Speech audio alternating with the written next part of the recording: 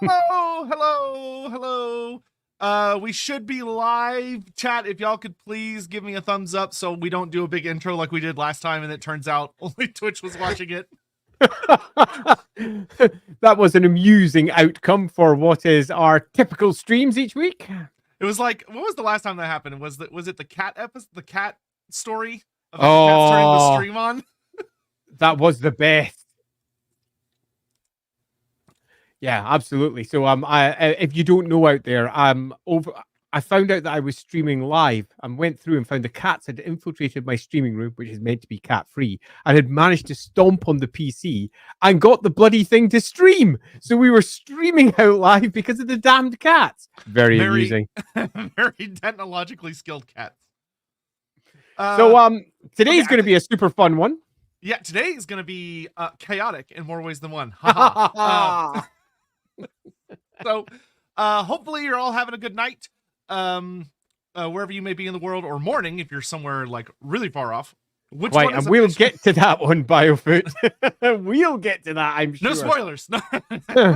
Actually, having said that, I think tonight's episode is going to be super fun because when it was originally first pitched to me by Sotek, my first thought was, how do I do? And as often the case, as each hour passed by, my answer was different. And I think it's fair to say that by the end of this, if you were to ask me the day after today, my answer will be different again. And my answer will be different again the week after that, because as is often the case for stuff that's not pinned down, we always come up with different ideas for how these things should be done. But nevertheless, I have had a good think for various things that I would do or could do for the other three brothers.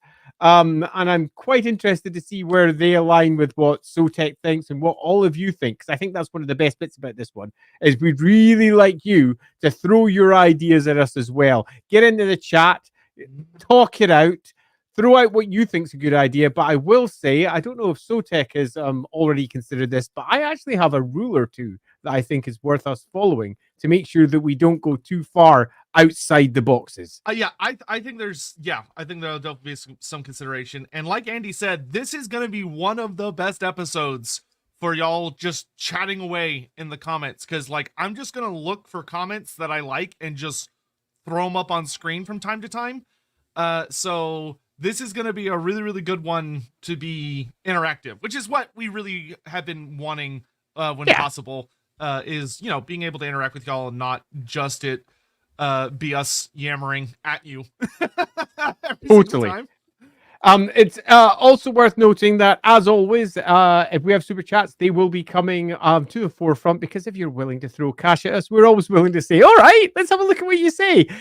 We can't help ourselves, for example. And if we end up doing several streams of this ilk and we find out it's all super chats, we'll come up with something to try and make sure that it all works out nicely in the end.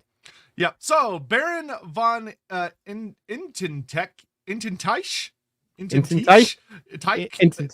Yeah, there we go. Tyke. Step 1: take the name of a Turco-Mongol conqueror descended from Genghis Khan and change the name just slightly. Steal from, be inspired by history. You're not wrong. You're not wrong. That is kind of the GW playbook, but we'll see what kind of things come into our brains here. And then Jonathan Scott, for Slanesh idea, what about the Wallower, a debuff machine? His aura of misery and despair turns joy to ash and courage to hopelessness, flips the theme on its head. I would be wary of this one in particular, Jonathan, because the hopelessness is super close to Nurgle. So what you'd want to do if you're doing this, you would have to ensure that your spin really moved to the excess of it. And move to the excess of it in a way that Nurgle itself doesn't. Yeah, I have an idea with that. I'm gonna save it for a little bit later, but I like what you're spitting, but I'm gonna reframe it, but we'll come to that in a minute. And Father of the Everchosen, so kind of you to come to our PTA about Chaos Champions today. We appreciate it. Coming to perfect the timing. Conference. And thank you very much for the membership. So let's start with so for those that are just kind of hopping into the stream and have no idea what this is about, and you just saw the goofy thumbnail, which thank you, Skeleton, for making that. It was very silly. For those unaware, we kind of wrapped up talking about all the Thrones of Chaos related things the other this past Sunday where we talked about Elspeth and Nolan and all this stuff and had a lot of really fun things come up. But one of the things that has come up a lot throughout the Throne of Chaos discussion is, of course, about Tamurkhan and the fact that he is from an unfinished series that will never be finished, to be blunt, where he was supposed to be one of 4 brothers. And each of the brothers was taken by one of the 4 great winds, as the story goes, being the 4 chaos powers. And each of them got whisked away, and supposedly all of them were competing for the Throne of Chaos, which is a super nebulous thing. Like, I even went back and reread the entire book me too. like 2 days ago just to refresh my memory on everything. And it's really funny how little information Tamurkhan was working off of, which leans really heavily into his arrogance. But so all that to say, we're just going to be having fun, kind of doing a crafting episode with y'all getting to chill with me and Andy as we kind of talk through our thought processes on what could have been for these other 3 characters and seeing what kind of comments y'all are going to be throwing out as well. Indeed. Now, as I said, I think that a little bit of a framework here will help. And I don't mean we expect it to follow a particular route, because I don't think that we do. I think instead that our thinking needs a little bit of shape and channeling. And I think the best way to do that is take a look at the original book itself, Tamurkhan. Tamurkhan was a book that was released by Forge World. Now, if you don't know what Forge World is, it's basically a little sub-part of Games Workshop that makes big fuck-off models. And it adds lots of extra bits to existing armies. So you might find yourself a whole bunch of new cool pads to sit on your Space Marines, or get yourself a special new unit of Empire soldiers by buying normal Empire soldiers and adding on the cool little bit for some Manan troops. So basically it takes existing armies and develops it, or it builds really big models. And Tamurkhan also did this. And I think that that should be our first guiding light. The first thing we should consider is, if we are building 3 extra brothers, we should think about how they were actually going to be built by Forge World, which means that we should, when we're thinking our way through this, not go and try to create new factions or new areas, because that's not what Forge World does. What it does is it goes to existing areas and it enhances them, or it reimagines them if they haven't been done for a while, because Games Workshop as a whole wasn't going to be tackling it. I'll give 2 clean examples from Tamurkhan just so you know what we mean. Number 1, the Chaos Dwarves. The Chaos Dwarves were a long existing part of Warhammer. We all know Chaos Dwarves. They rock. They have giant hats and big dusty teeth and some truly ridiculous models. But they hadn't been touched by Warhammer for a long time because they were super goofy, and they weren't all that popular because they were a White Dwarf only army to begin with. So Forge World took that existing idea and significantly developed that. Now, they didn't develop that as an extra faction for Tamurkhan, although it became that in the end. They developed that as originally something for Tamurkhan to encounter, try to get help from, have a big fight from, and then move on from. So if we're thinking about what one of our big bad guys is going to do, encountering a faction that has perhaps lain dormant, and we could say, oh, Forge World could reimagine that, that would be cool as part of the ongoing story. The second part of making sure that it fits along with Forge World is thinking about the big fuck-off cool things we could have. Think of your giant Tamurkhan on a ridiculous toad dragon, Elspeth von Draken, all that sort of idea. Kaiju level stuff. Yeah, Kaiju absolutely. level pieces of awesome. That's something else that we should definitely consider, particularly obviously for our Chaos Lord himself, or perhaps itself may be more appropriate. And finally, when we're thinking about where it's going to end up, I think there is one other general direction I would suggest, and that is that we take the idea of what Tamurkhan did, and that's examine stuff that Games Workshop wasn't really going to go near, but that did not necessarily mean in an area that Games Workshop hadn't covered. If we take the studio's coverage of the Empire, it was enormous, but they'd never released a Nuln army. And that is ultimately where the end of Tamurkhan was set, in Nuln, allowing them an opportunity to create not just a Nuln army, but to create a bunch of cool politics around that, bringing in Marienburg as well, and producing a whole host of really big, cool new things inside a setting that we already knew, and they could then develop further in a way that the main studio wasn't going to do so. So to sum all of that up, as we're making our way through this, our 3 extra Chaos Lords should obviously be super cool and big and Forge Worldy. That's number 1. Number 2, the areas that our Chaos Lord moves through should not be places Games Workshop have never really visited. So we don't say, oh, let's attack Nippon, because that turns into, how do we make Nippon? That's not what we're here to do. Right. We're here to discuss the Chaos Lords. But we could say, for example, let's attack any other major faction or perhaps a lesser known faction, and then maybe Forge World could update that. We move through there, perhaps add it to the army, and then hike it down somewhere else. So obviously we're going to start with Slanesh attacking the Moot so I can get my Forge World Halfling army. And I'm going to add one other stipulation. No Empire, no Chaos Dwarves. Yeah, I agree. So, yeah. no Moot. He'll just tunnel up from beneath. It won't be the same. So, if we stick with those rules, and if you don't think they're good, tell us in the chat, because we're just making them up as we go. But if you don't like those rules, do tell us. But that would say we wouldn't be covering Koresh or End. We wouldn't really be doing Araby, although Araby's had a bit covered in Warmaster and similar. So we could touch upon that. Theoretically possible. Yeah. I mean, theoretically possible for Araby. That's definitely one that's sort of been touched. Estalia and Tilia. Estalia, not so much. Tilia definitely has probably not going to be touched in any realistic fashion by Games Workshop. So that's a prime area to go. And then moving over towards other places, we're not really looking to create something new. We're looking to reimagine stuff that's already been there and Forge World it up like mad. All right. So with those in mind, I have one other thing, which is that when we're thinking about the Chaos Champion, one of the requirements that kind of brought up in the story is they are all supposed to be heavily mutated. They're supposed to have a lot of stigmata.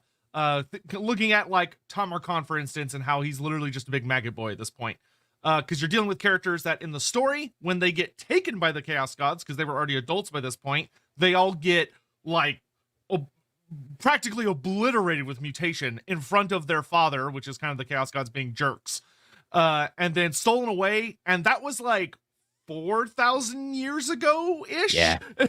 Who knows? So I mean, it could almost be pitched at any time. Well, yeah, the story does say it's before the Great Bastion gets built. Yeah. So it's like a long time ago. So these guys have been around forever, which means they could have mutated into some weird stuff. Hence the maggot that could puppet bodies around. Yep. So with that in mind, I'm going to get caught up on Super Chats, and then good we're move. going to hop into it. I have so many ideas. Yeah, I humbly request another versus stream. Those will be restarting in the nearest at future. some point. Those will be a Wednesday night thing, but that'll be it's not gonna be a weekly thing. It'll be a every once in a while thing. Yeah, our Wednesday nights are experimental shit that we want to try out, and if any of it really lands well, we might turn it into a bigger thing. This, for example, could not be more experimental if it tries. That's actually a good point. Please let us know if you like or hate this. Yeah, and totally. Don't be mean about it, but be honest. Yeah, because if you don't like it, then we don't want to waste time on it.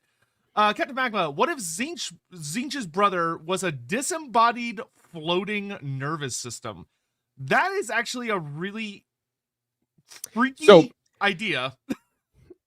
That's quite cool, but I think the ultimate question that you really want to look at is why. Other than it's fucking cool. Because often when you're trying to make a cool character, you try to ground it into the reality of the setting. And you try to make it speak to the setting. I'll give you an example. Tamurkhan. Tamurkhan took an existing aspect of Nurgle, which is parasites. It took the idea of a parasite, which is something that Nurgle rarely actually demonstrates in its models and rarely demonstrates in any of its characters. It's effectively all the Tamurkhan book did was it took all the stuff that Games Workshop rarely looks at and spun it into a whole new thing. And Tamurkhan took the idea of the parasite from Nurgle and it really ran with it. It went, hey, Nurgle has parasites, so let's really run with what a parasitical creature could be like if we were to manifest this as a big fuck off Chaos Champion. So that being the case, if we've just looked at, say, for example, the floating nervous system, that doesn't really say what's that got to do with Tzeentch, other than it's cool. Yeah, what it's like, oh, that's a freaky concept, but there's gotta be a hook. Yeah, to the character. What is it that you're trying to say about Tzeentch there? I'm going to interrupt because I've just realized something. We're at quarter past. We haven't started. This may actually be 3 streams. Yeah. Yeah. Yeah. I'm just looking at it now. Given how much we like to talk. Yeah. So in light of that, let's make this fun. Let's make this extra fun. Let's do a poll in chat. which godchild are we gonna do today's stream? Let's make people fight each other for our amusement. I like that. So if this ends up running out quickly and we build ourselves a story that we really like and a cool chaos champion that we really like and we land it really quickly, we can do another one. But I'm seeing right now, just as we're beginning to talk, we're already at 1:15. We have so far defined nothing other than the fact that we're definitely going to do it. Realistic Andy kicked in. I can't help it. I'm a manager at heart and a project manager at that. Spartan, if you would be so kind as to start a poll, I'm going to go ahead and start on YouTube. It's very straightforward. Do you want to do the Khorne kiddo first? Do you want to do Tzeentch? So I'm going to make a petition because that's half the fun of this, isn't it? Because we're all pitching in. Slash poll, Spartan. Tzeentch is so integral to the fate of the end of the world. I'd like to do that one last. Personally. Because that's directly tied to Be'lakor, directly tied to a potential throne story. It's directly tied to lots of stuff that you really feel like might be a conclusion. Particularly if you look at some of the story of what happened in Tamurkhan and how it concluded. Slaanesh is one that sits in the middle for me because there's so much cool that could be there. I kind of have Slaanesh on the brain, I'm not going to lie. Khorne is the one I'd like to do because I think it's the one that's most least likely to be favorite out there. And also because Khorne has some exceedingly cool shit that hasn't been touched upon by Games Workshop for about 20 years. There's some really good Khorne stuff that we could try to bring to the fore. And I'd like to discuss that. But equally, if you're all sitting out there going, Tzeentch it is. I think I just checked a second ago, and Tzeentch is getting his ass kicked in the poll. Oh, okay. So I don't think we need to worry about that. Okay. Is it going to be Slaanesh? Okay, y'all have 3 more minutes. 3 more minutes, and that gives us... I feel like I'm probably going to give y'all more time looking how many super chats there are, but we're going to get caught up on super chats. Yeah. Well, let's do the super chats and then check the poll at the end of the super chats. I'm just going to call out the Twitch ones. I'm too lazy to look them up, so I'm just going to read them off my other screen here. Porky Dorky, thank you for the 4 months, says, look, hear me out. A champion of Zuvasin. Very cool idea. Zuvasin. Not relevant to what we're doing here today. Cool idea, though. Yep. And Jake Krisiak, thank you, and Yeti, thank you as well. All right, so back to where I was. Would Egron von Horseman be a good choice for this DLC group? No, because for the Forge World Brothers, they used all original characters. There were no returning characters. Now, the returning characters get mentioned. Like when you read Tamurkhan, you get mentions of Grease's Goldtooth, you get mentions of Astrogoth Ironhand, and of course the Countess of Nuln, but none of them were main playable characters because they wanted everything to be new and exciting, and we're going to follow that same philosophy. So in the Tzeentch story, if we were to do the Tzeentch story, there might be a mention of Egron von Horseman and how he might somehow be involved, but he would not be a playable character, so to speak. Yep. CB4N, we all know one of the most important decisions a new parent can make is finding a pediatrician for their children. But why did the great Kurgan choose Dr. Krimlo for the boys' primary care? Well, clearly he messed up based on how horrible they all turned out. So Dr. Krimlo needs to have his license revoked immediately. Laughing God, Slaanesh brother idea. One focuses on sorcery and secrets, seeking out lore and knowledge, dialing it up to 11, and demonstrates that Tzeentchian types don't have a monopoly on wizard archetypes. I will say, I am personally leaning very heavily into, I feel like I want a non-Tzeentch. I do agree that I really want the Slaanesh brother to be a very big wizard, whereas the Tzeentch brother is not, to really mess with things that we normally see, because every Tzeentch character being a level 4 wizard is overplayed, in my opinion.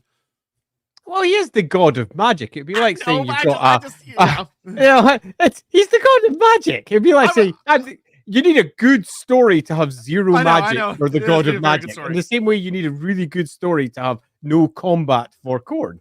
Yeah. Strigolo Boy, a little off topic, but in Total War, the Chaos Gods are all rivals, but Nurgle / Tzeentch and Khorne / Slaanesh hate each other a little more. Is this supported in the lore? Is it a Total War thing? They all hate each other equally. It's very well supported in the lore. They have hard rivalries between those 2 groups.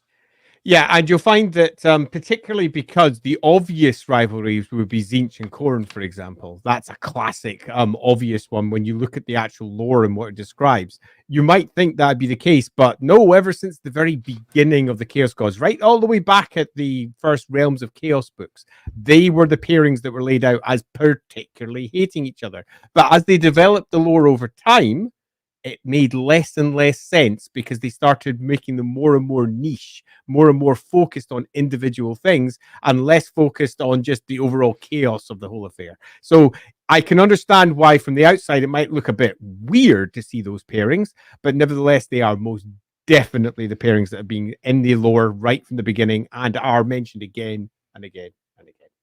Yeah, and it tends to have to do more with what they kind of like their modus operandi and what they represent, as opposed to like deep down, where you have like Nurgle's stagnation versus Zinch's constant desire for change, and like Slaaneish's enjoyment of every moment and getting and like kind of this languid excessiveness and enjoyment of civilization versus Khorne's more simple-minded bloodlust and savagery and just on to the next fight, on to the next fight, on to the next fight. But it is really funny though to read in-character accounts about why they hate each other. Those are always really funny like notes. If you go back to like Warhammer Fantasy Roleplay Second Edition or whatever, and you read like the in our words sections in the bestiaries, the way some of them talk shit about each other is really funny. Ricky Chapman, we wrote up how we would make the other sim. We put it on Sotek's Discord a while ago. We put Khorne in the Southlands, Zinch in / under Ulthuan, and Interesting. in Nagaroth. We'll post it again. I will take a look at that later today. The T-Bone, a Khorne Lord that is a living, flaming metal that grafts metal onto himself and becomes progressively larger. I think there's something potentially in that because obviously there is a significant technological aspect to Khorne that's often forgotten. And is existent right through to the modern versions where to this day, I'd argue actually the juggernauts of Khorne are much more mechanical than they used to be, where they were quite fleshy to begin with meta bits sticking out of them. Yeah, now they're basically brass machines. So I definitely think there's something in that we could go down a more techie side of things rather than necessarily a blood-drenched side of things. Mr. Big, so would having one of them attacking the Southlands lizardmen work? Could expand them, but already have a basis to go from. Yeah, that would be a great example. That'd be a fine example, Mr. Pig. I think, in fact, that's a great idea. Although we'd need to ensure that if we were doing that, we were creating a faction of lizardmen that was quite separate to what the army lists would generally present. Yeah, you'd really want to spice it. Focusing on one of the cities or focusing on one particular faction that's quite different and why they would be attacking them in particular. CP4N, heavily mutated like a human turned into Kremlo. No, Kremlo's perfect. I don't think we can work together anymore, Andy. I'm sorry. But again, I think that each of the brothers should have a unique, massive mount on par with the Toad Dragon. I also tend to lean in that category, but it could be that the individual themselves got like Glotkinified and is just a very large individual. Yeah, I agree in both counts. I wouldn't like to tie myself down with anything. For example, even the word brother might be something that when you actually look at the character themselves and how mutated and weird they are, no longer really applies. So I would definitely say everything is open while simultaneously everything's also kind of shut. Yep. Baron, the rules leave out a big false chaos dragon who's really the Zinchian brother trying to usurp Cathay. I would say unfortunately yes, because that would have been Forge World trying to create full Cathay as a faction, whereas like they are quote unquote playable in the Tamurkhan book, but it literally says use the Empire instead. Yeah, you know what? Given where we are, I wouldn't mind too much using Cathay as a route to attack. But if Andy's willing to leave it on the table, I'll grab it. Purely because it would open up, because that's a third of the world on the top half cut out if we do that. And there's only so many routes down that we can take, and if we cut out the Empire, that's really limiting affairs a little bit. So I would like to say I wouldn't like to discard it, but that doesn't necessarily mean we should use it. Yeah, Mr. Big, are you sure you don't want to do a 10-hour stream? Yes, we're quite sure. Today has been one hell of a day for me, I would just like to say. Having said that, though, I think I have done the vast majority of designing a new game, which was awesome. And I've got a new book coming out on Friday, which is also awesome. well, it's not quite coming out, but it almost is. I'll be chatting about that on the Friday probably because I can't help myself. Very exciting. Jonathan Scott, how about the Slash Champion's mutation can make him appear as or turn into the greatest love of whoever is perceiving it? That way their enemies experience the pain of betrayal. That sounds horrifying.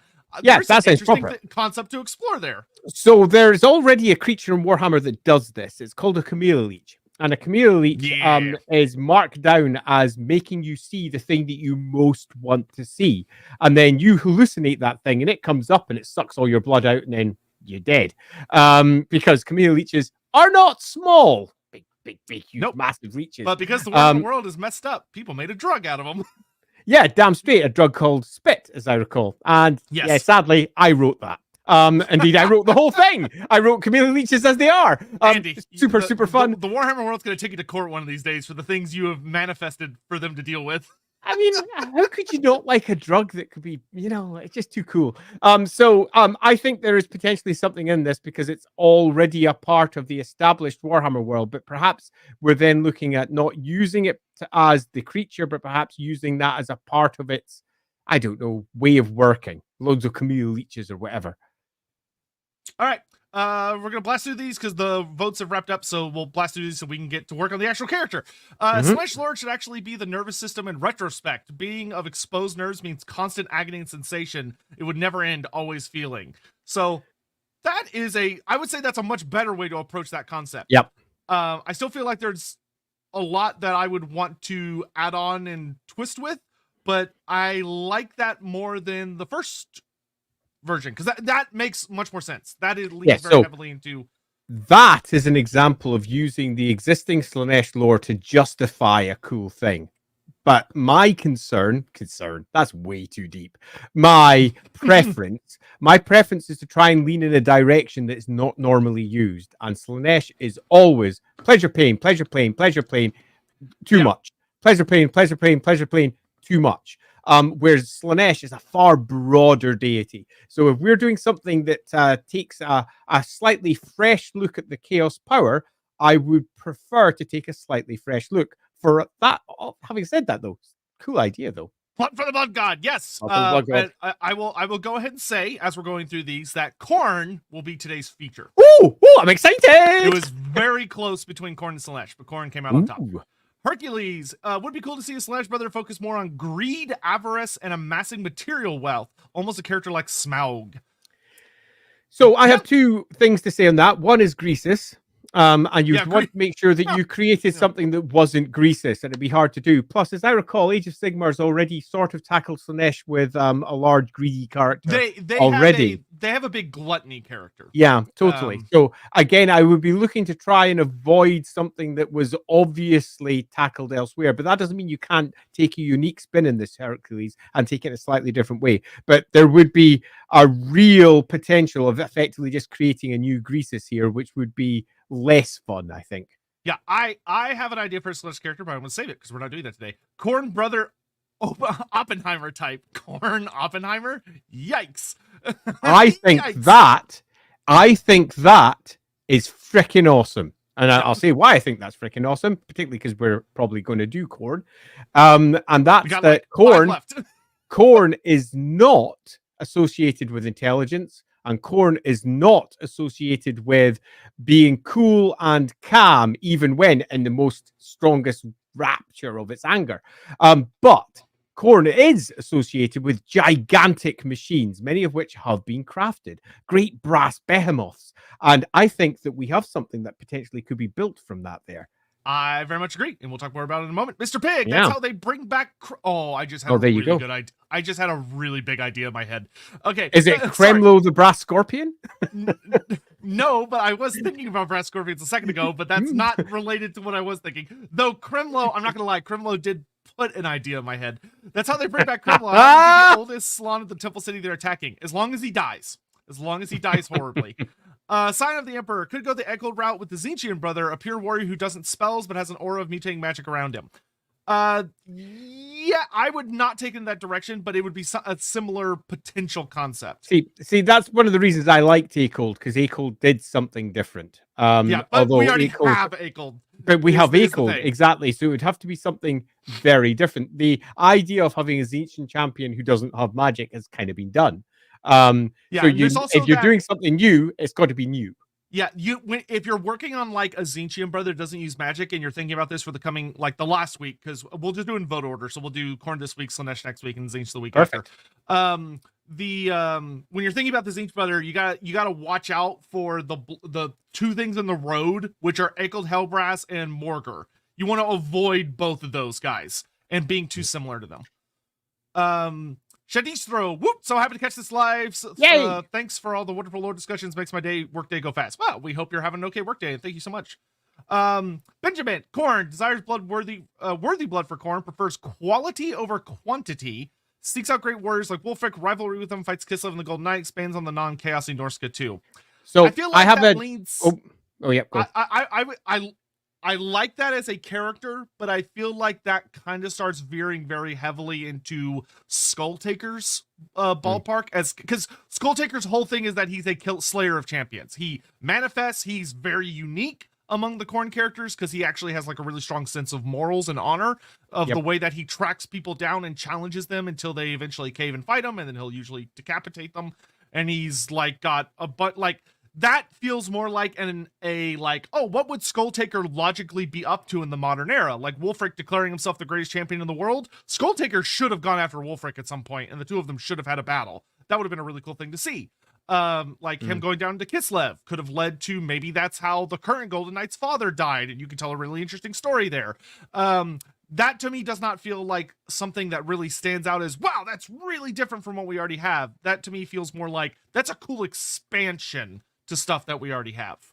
Yeah, Benjamin, I would broadly say, yeah, brilliant idea. But again, even Arbal sort of brings up ideas of that as well. So I would broadly say it's very, very Khorne. And it's a very consistently used way of portraying Khorne. So if we're looking to try and go down a slightly different angle, I would think I would probably go in a different direction. But still, nevertheless, great idea. Paragoner, very engineering-minded, physically weaker Khorne brother. So that could be an interesting. The physically weaker could be interesting because Khorne is always physically strong because he is. But no, the raison d'etre of Khorne is the blood shall flow, and Khorne cares not from whence it flows. So he doesn't need to be strong. He just needs to be able to make the blood flow. So you could be onto something with that one. Eliza says, trans Tzeentch champion who prayed to the Changer to become a daughter to avoid the son of the Great Kurgan prophecy, but ends up fulfilling it anyway. That's an interesting way to include that.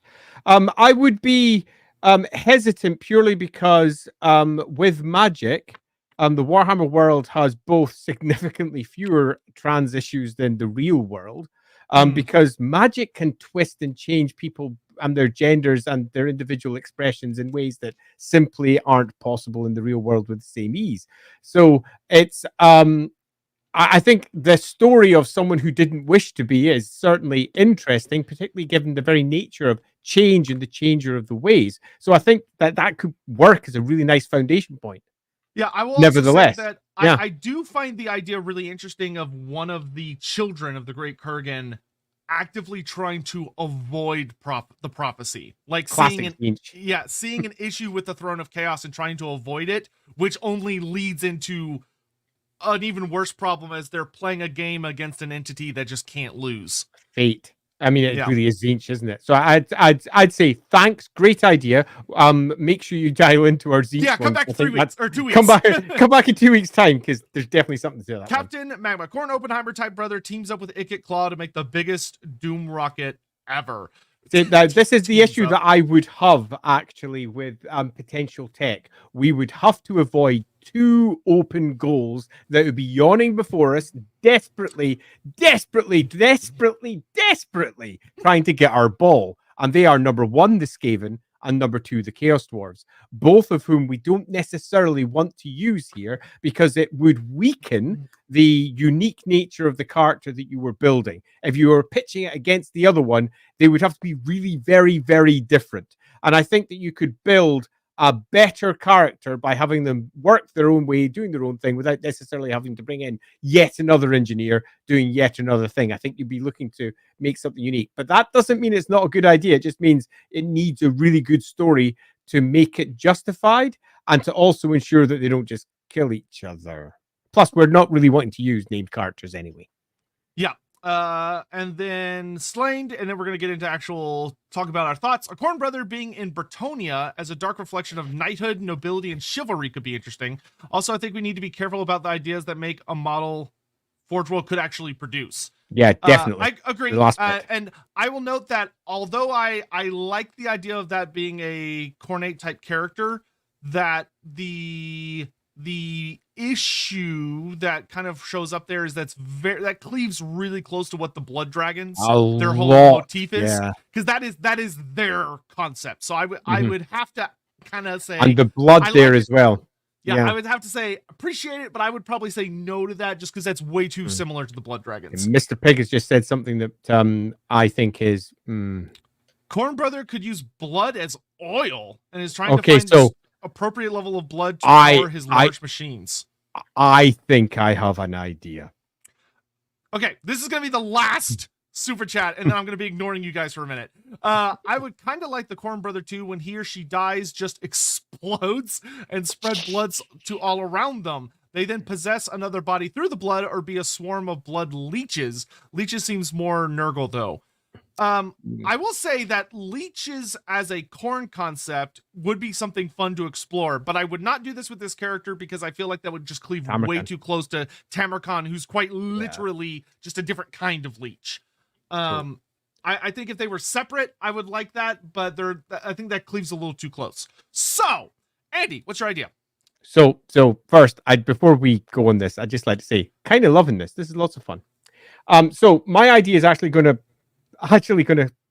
spring off something Lindsay said before we did the stream. I had a very quick discussion with Lindsay. I was pacing backwards and forwards in the living room, as I'm prone to do when I'm thinking of stuff. If you don't know, Lindsay is Andy's wonderful wife, by the way. She's not. Indeed. She's real. Yep. Lindsay is real. She is my wife, and you can watch her on the LAWhammer show that we stream every Friday. She's amazing. She's amazing. Because she plays Wood Elf in that. And she said something that I thought was a really good starting point, and this ties in really, really nicely with something that was just said by Mr. Pick about oil. And I said, look, if we're trying to do something corny, not corny, we're really looking for something that really starts off with blood. And what's the sort of blood-stoked, orgiastic horror show that has of yet not really been touched by Khorne? And Lindsay sat there and she went, I don't know. Although I was just thinking about, the old whaling things. And then just suddenly, the idea of those big, huge whales being torn open, the blood's filling the ocean, and the massive, horrible creatures that you get in the north. And then suddenly I was reminded of something else. And that's that Khorne used to have a mechanical fleet in Man of War a long time ago. Now, the main ship in the Khorne one was like a big giant scorpion thing with massive cannons on the back. They looked a bit Chaos Dwarfy, if you ask me. And their primary second ship, their ship of the line, so to speak, were giant mechanical shark things. And just seeing that, the idea of them going out for the blood, they're not out there to kill other ships. They're literally milling around after the big creatures to chomp them up and fill the ocean with blood. That got me going. Yeah, that's quite corny. I quite like the idea as a potential starting point. Then that comment came up as using it as oil. And then the blood of these great, huge creatures as oil, or possibly the oil mixed with the blood, allowing that to work in their machines. What keeps them going? And that gives us a starting point, potentially that our brother is someone who created these machines. And it gives us a potential route as well. And I will say the following few things for you to mull. Number one, if we're looking for giant creatures of the ocean that are filled with blood and filled with oil, we could go no wrong at all with attacking somewhere like Khorne as a primary first attack. The slave center of very true. Of the Dark Elves, because they have enormous sea dragons that they use to pull many of their barks. And that would be a perfect thing for this particular Khornate faction. We haven't made an individual yet, but the faction to attack. And then a second thing popped up into my mind. I was thinking of many of the big, huge scorpion things, and it made me immediately think of all things, Khemri. And then, witness. The idea of them blood-drenched idiots, cornate idiots in their big war machines, and then them coming out of the ocean on legs and literally scuttling forward to attack. I was like, this is fucking cool. Big, huge scorpion type things. There's lots there as a potential starting point, but that doesn't answer who would create such a thing, or indeed, is this the sort of thing we want? I have an idea in my head that now I'm going to share, and we don't have to run with these. I'm just throwing things at the wall. So I love the idea and really want to push with the idea of a mechanist, or an archaeotechnologist, or whatever you want to call it, of a guy who brings the machines that we know of Khorne, that he builds in like the foundries, the Brass Citadel, but he brings them to reality. And I'm loving the stuff about the ships and all that. So what I'm thinking is that if you have a character who is obsessed with trying to build some kind of ultimate machine, or he's building a machine, maybe he's trying to create a throne of chaos as opposed to finding one, or believes that he has to bring a machine to a particular place to manifest it. The thing that keeps in my head, that goes into my mind, of two forms of technology that exist in the Warhammer world that are woefully ill-explored, but a Khornate character going after them and trying to rip their secrets out, to me, screams Nehekara with their constructs, which are all about skulls and that macabre imagery, and then the tech of the old ones, with the lizardmen. And the thing that jumps to my mind is that if you have them come out of the ocean and you draw a path from, like, let's say they come from the Great Ocean and they hit around, like, say, Araby, if you wanted to have an excuse to use Araby as a faction, they pass through Araby, where they stock up on blood to prepare for the invasion. And especially if we're running with the idea of blood like oil, going into Nehekara would be particularly difficult for them because there's no blood. So they would have to stock up by waging war against some other nation before going in there. Dark Elves. I'm quite liking that as a route down, because then you can have a massive war with them, because Clarkarond, I don't know why Clarkarond stuck in my head. It just has now since the start of the seventh one. The giant sea monsters would work like well for that. That's a part of Dark Elf material that's not normally touched upon in the armies. It's touched upon in the literature. Yeah, and what we could have is they come like, start up in Naggaroth, you work your way down, they come up in Nehekara with like the sea monsters that they've all bulked out on and stuff. If you want to work on like, we'd like to maybe port Araby in, you could do that here, of like having like an Araby faction. And then they make their way across the desert, they go south to avoid Cetra and his legions, just like kind of how they avoid Grease's Goldtooth in the original Tamurkhan story, because like a big sandstorm or something comes up that prevents them from getting towards Cetra, and they go through the Valley of the Kings, which splits the world's edge mountains, because what he's aiming for and where he wants to set up the Throne of Chaos and get the last piece of tech that he wants is the lizard, the very mysterious but always pretty much has always been there in the Southlands lizardman city called the Temple of Skulls. That's fucking perfect. That's fucking good, right? Yeah. Okay. So assuming this is the case, this would be our route. Something like this. We obviously have a big character to make. We have lots of story to make and lots of support characters to make it all work. But our route would be something like this. A genius, a truly impressive genius, arguably the most impressive intellect that's in the North. And he has been working towards his great, let's say, prophecy outcome, depending upon how we work in it, and has been chomping around, feeding on the monsters of the North, using their blood, using their oils for the machines that he's creating, until eventually he's built up a large enough fleet that he's ready to make his big move down towards his prophesized end. We need to make a good prophecy, perhaps using the same route that was used in Tamurkhan, but spun in a different way. And he's not got enough fuel to get all the way to the south, because he's got a shed load of machines, way too many of them. There's only one route. He's going to need a big he's got fleet. Massive. Yeah. So he only has one route, and that's to basically enslave the enslavers. So slamming into Clarkarond, making a massive attack on there to tear apart and chomp into all of their monsters. The ocean fills with blood, quite literal seas of blood. If you don't know the reference there, that is the expansion for Man of War that came out in 1992. Seas of blood. They create seas of blood. They use all of that blood everywhere. Khorne loves this crap, and they use all of that to head south. I think I agree that possibly avoiding Araby is best so that we can focus on the Tomb Kings and the Lizardmen as our two other factions. Yeah, then we could have them just hit like that little spot where like the Southland connects to the Badlands. Yeah. Oh well, I was thinking of going all the way around Araby and coming in at the south. Oh, okay. Oh, yeah. And then hitting in there, and having ourselves somewhat of an issue with the local undead, which inevitably is going to be the case. Skulls for the Skull Throne, perfect. Then hiking it down towards our good old Lizardman Temple. Does that seem like a good route to everyone? Yes. So going around like the big part, I need like. I wish I could draw on something that I could. Where's the? Hold on. I've got like a map of the old world here, or a map of the Warhammer world here. Right. Grabbing it. 1 second. We're professional here. Here we go. So, going from... Whoa, I'm on the wrong side. So you start up in Nagaroth. You work your way down. Yeah, you go all the way around the south of Ulthuan, and then round the south of Araby, and then land as we move into the inlet.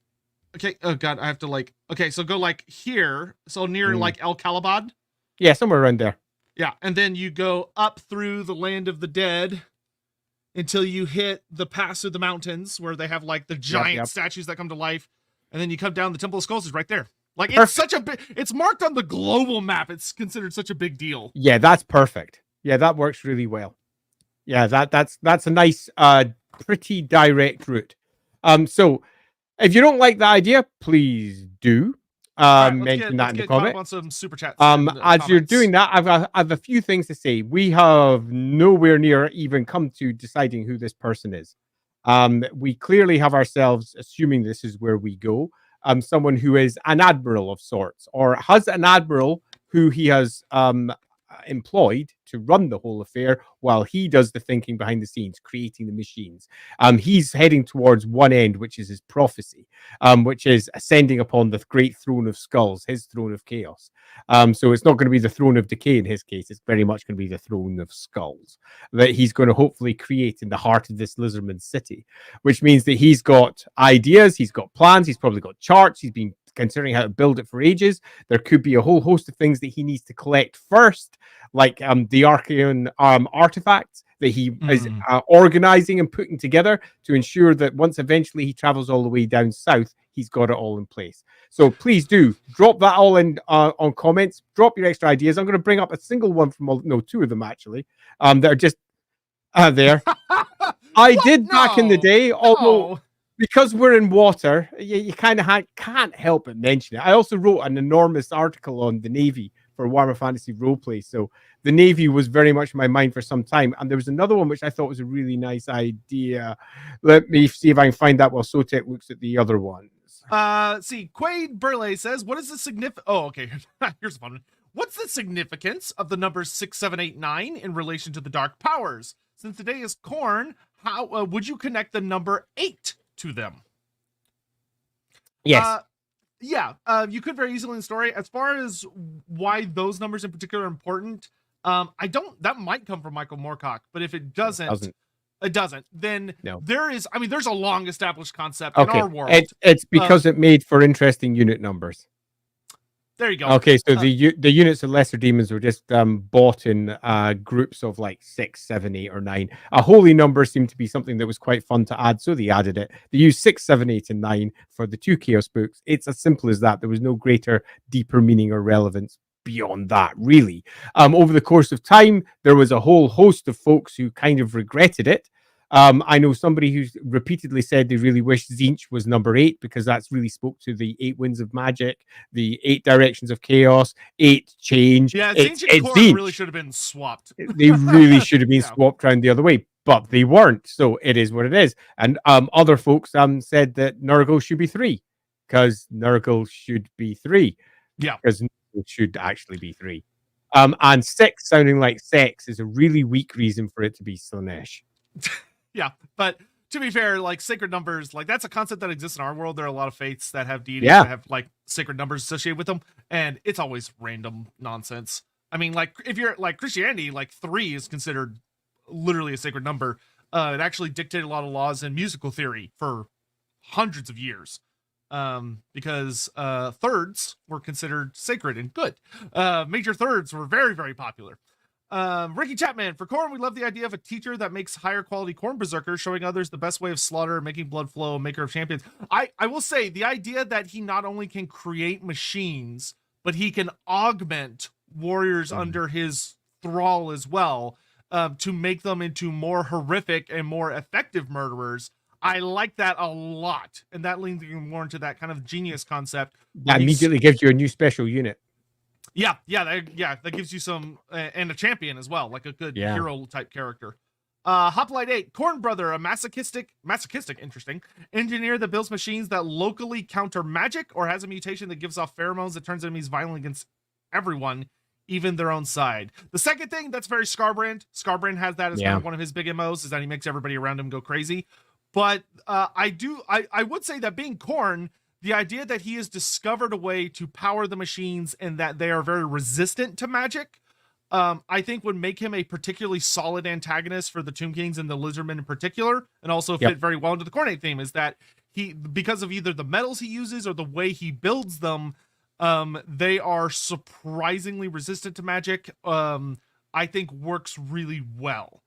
I'll just also add that given that we're now beginning to slowly build a character who's clearly a genius, typically the fatal flaw, so to speak, of most Khorne champions is that they are proper mental. They go mad and they go completely over the top, and they can be super easy to avoid and channel, and they are the worst chaos champions in terms of being good generals. It takes something that needs... You need to be something a bit more to be relatively good at leading big chaos armies than just shouting at someone and charging. But I think that leads for R1. His big failure should probably be hubris, thinking that he's better than everybody else, thinking that he is beyond them, thinking that he could be better than all of them. He's going to achieve this throne because he is literally the best, and almost certainly, if he had in fact been a big cornate piece of frenzy monster, if he just attacked, he should have won. And I think that would make a potential good end. The best way for him to be undone is his genius ends up working against him in the end. He overthinks it. Yeah. Because that in particular introduces an easy idea for just like how Tamurkhan seemed to have been, there were other forces at play. When you read Tamurkhan's story, there are weird things that happen that slow him down a lot, that seem to be done by a third party, likely the Zinch brother or just someone out there, where like the Ivory Road gets completely cut off by a mountain that literally moves in the way. Blackfire Pass gets flooded by a freak hurricane storm so badly Tamurkhan can't go through it, and he has to go through Winter's Teeth path instead. There's a lot of weird things that happen in Tamurkhan's story that imply there's some other force at work with the Throne of Chaos saga. And just bring that one up from Face Octopus. I do think there is a good stream of hubris running through Tamurkhan as well, particularly when you consider his absolute refusal to move out from the dying body that he was in because it was so perfect. He loved it so much, bless his little soul. And it's my favorite toy. But there's also that point when he thought he'd succeeded and he failed, and he fell into despair that is worth having a look at too. That moment when they fall into the very depths of what their god offers. And I would like to build a slightly different story here, because you don't want the same thing to repeat again and again. Yeah, I think the idea that you're dealing with a character who, because he has kind of that genius concept to him, that his anger or his rage, with Khorne having rage is such a strong thorough through, expresses itself differently in that he has more of that quiet, cold focused rage instead of like the screaming berserkers. He's a proper psychopath. And like, you know, that final part of the story where his own intelligence and his own genius gets the better of him, and that's the moment where that rage finally tips over the point where it's no longer cold and focused. It becomes very explosive. And is part of that whole, like, everybody loves the third act breakdown of the villain. Like, those are always some of the best moments. Yeah, I'm already seeing a final scene potentially where, in fact, I have a potential good final scene, which would be him in his genius and how he's abused everyone for so long and all the rest. And then one of his Khorne champions just stabs him in the back right near the very end, literally when he's ascending on it, and just looks at him and says, "Khorne cares not from whence the blood flows." Yeah, the idea that he could get obsessed with the idea that he is so favored by Khorne that, like, he's perfect. I like that. And like him, so one of his own creatures that he's been crafting for some time. I'm too late. Someone else has already just said it just as I was saying it. Yeah, literally that. He creates something such a monstrosity that it undoes himself. Kills him. Oh, one of his own machines, and metallically says, "Khorne cares not from whence the blood flows." Perhaps even the throne itself that he was creating tears him to shreds. Yep. Let's see. The machines would also make for an easy route for making a unique monster mount for the character. Yeah, absolutely. We'll talk about that in a second. James C. Could a Khorne champion keep foes alive to bleed them? Stick them on spikes above the gears to... Whoa! That's gross.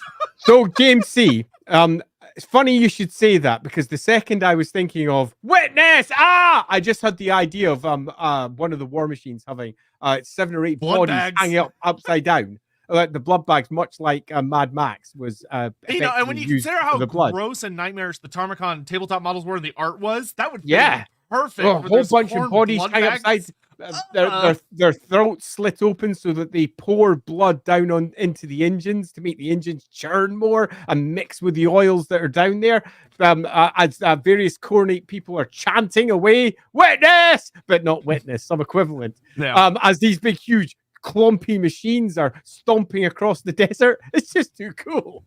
Oh, yes. Plot seed. Now the blood whales are nearly extinct. That's the comment that I saw right at the beginning. I thought was a really nice beginning, actually, which is the instigating moment, the point where he moves from being happy, creating, building machines of horror that are tearing everything up, and he reaches the inevitable end of it, which is he has run out of big, huge creatures to kill. So he has to move on, and that's what starts the whole process off. You have a really nice thing tied into that.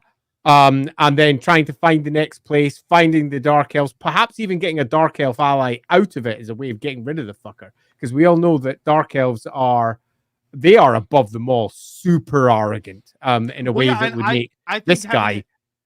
having a Dark Elf character running around. I think if I were going to add in 2 potential allies that he's able to pick up as he makes his way south and he's sailing, that Forge World could we could add in some new special characters and some new units. Him picking up a handful of Dark Elf allies, or because of the journey he has to take and he has to go south of Ulthuan, him picking up Vampire Coast allies who have like a similar...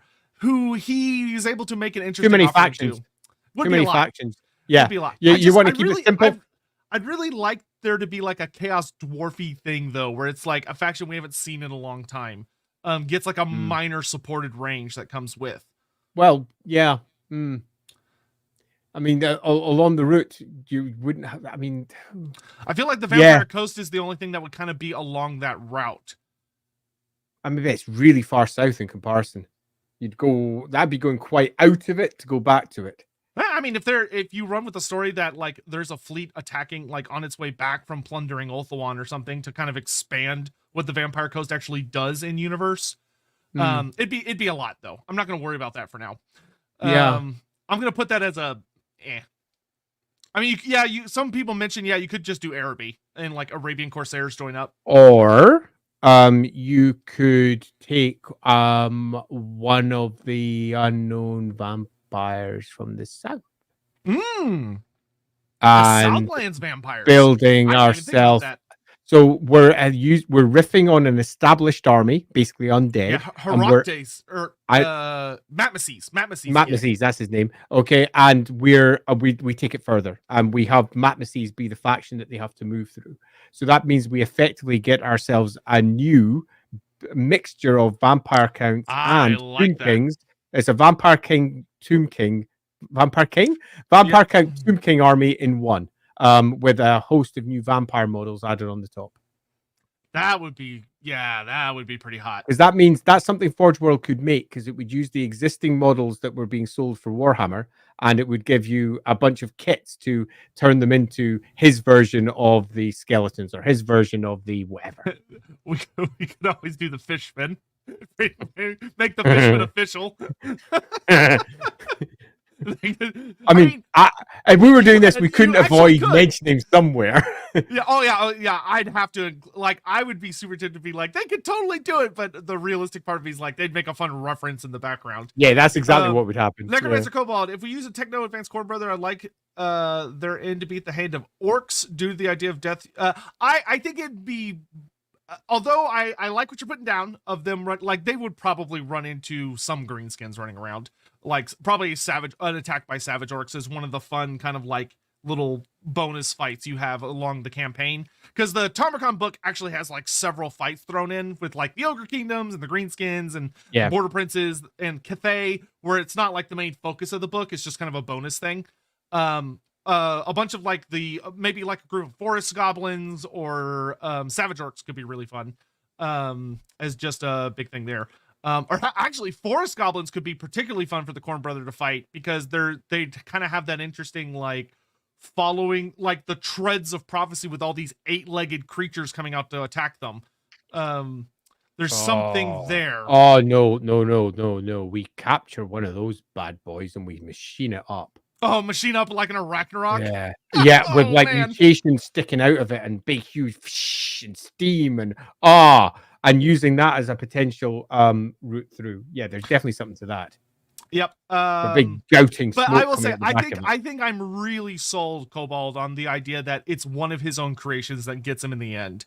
Where he's like, he's pushing the things that he's made harder and harder and harder, and he gets to the point where he overestimates his importance to the concept of Khorne cares not from where the blood flows.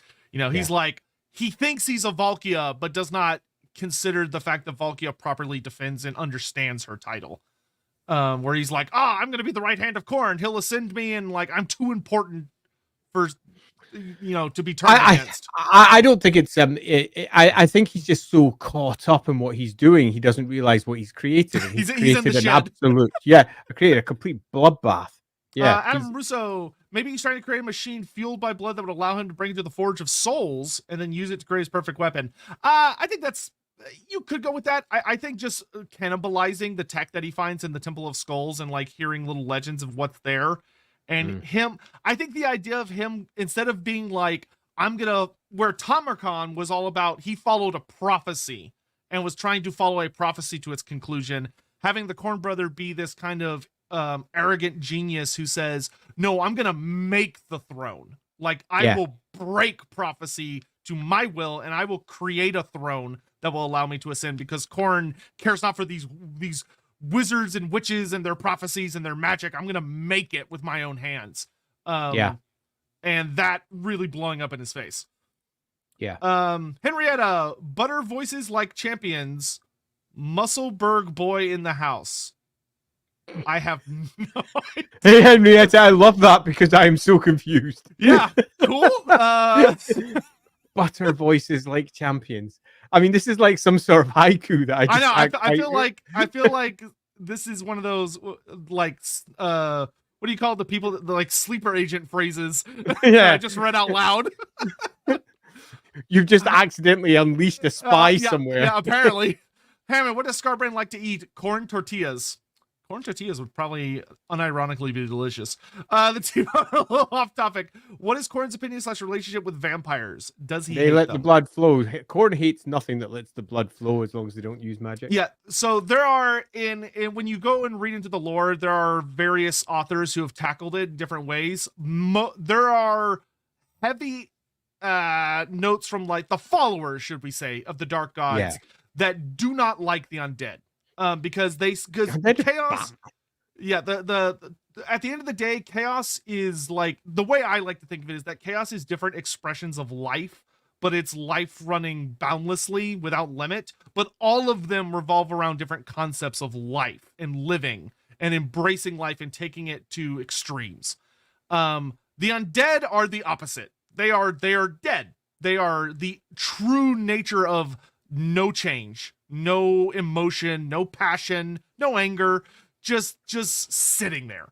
Just putting it another way, Nagash is right. If the world was dead, chaos would not be a problem. Because the entire world would be separated from the aether and that emotional turmoil. It's that great emotional turmoil that comes from life that creates the chaos gods as they are, that allows them to continue existing. They would diminish into very little at all, at least by the Warhammer world, because as we all know, the chaos gods are somewhat more interdimensional than that alone. Yeah, that being said, I do find the idea that some authors have thrown out where it's like, oh, all the dark gods hate vampires in particular to be kind of weak because vampires tend to do a lot of things the dark gods find kind of fun. Yeah. You know, the idea they that cause despair, they cause terror and change and everything. Yeah, the idea that the dark gods would even care about these little specks that are running across a tiny little planet is almost silly. Now, I will say the champions of chaos have lots of reasons to hate vampires. Hate them. Yeah, they hate them. Totally. Like there's a whole Khorne thing about there's like a Khorne, like a very zealous Khorne who hates vampires because he feels very strongly blood should be offered up to Khorne, whereas they consume it for themselves, and he considers that very sacrilegious. But that's kind of like his personal take. Khorne probably doesn't actually give a shit. Hammond, all of a sudden, Kabanda appears. Yeah, to get his ass immediately handed to him and punted back into the end times where he belongs along with the rest of the trash heap. Benjamin, Chieftain Idea, recruits a Cain worshipping... I kind of like what you're spitting here. Yes. A Cain worshipping Dark Elf Admiral who sees the carnage says, I don't think he'd say screw Cain. I think he would just go, I can inflict so much murder if I go with this guy. Yeah, so I am rarely for dark elves easily falling for the dark gods because it's so beyond them. They are so arrogant that they think that the chaos gods are beneath them significantly. But if we just take a look at this, if they are attacking Karunkar in overwhelming numbers, if there is an enormous battle, we have to have some way of concluding it, some way of moving past this point. And I think this is potentially one very good way of dealing with it, and that is that they effectively make a deal. Very Dark Elf. Dark Elf can persuade anyone round to anything. That's their whole raison d'etre. And in one side, we've got somebody who wants to get them the fuck out of Karunkar to begin with because it's ruining business. The big slave business, all the monsters. It's the monster central in pretty much Dark Elf lands. All of everything they raid goes through this city. It's got an entire cliff that's dedicated to all the broken souls that have been ruined there. It's a horrible place.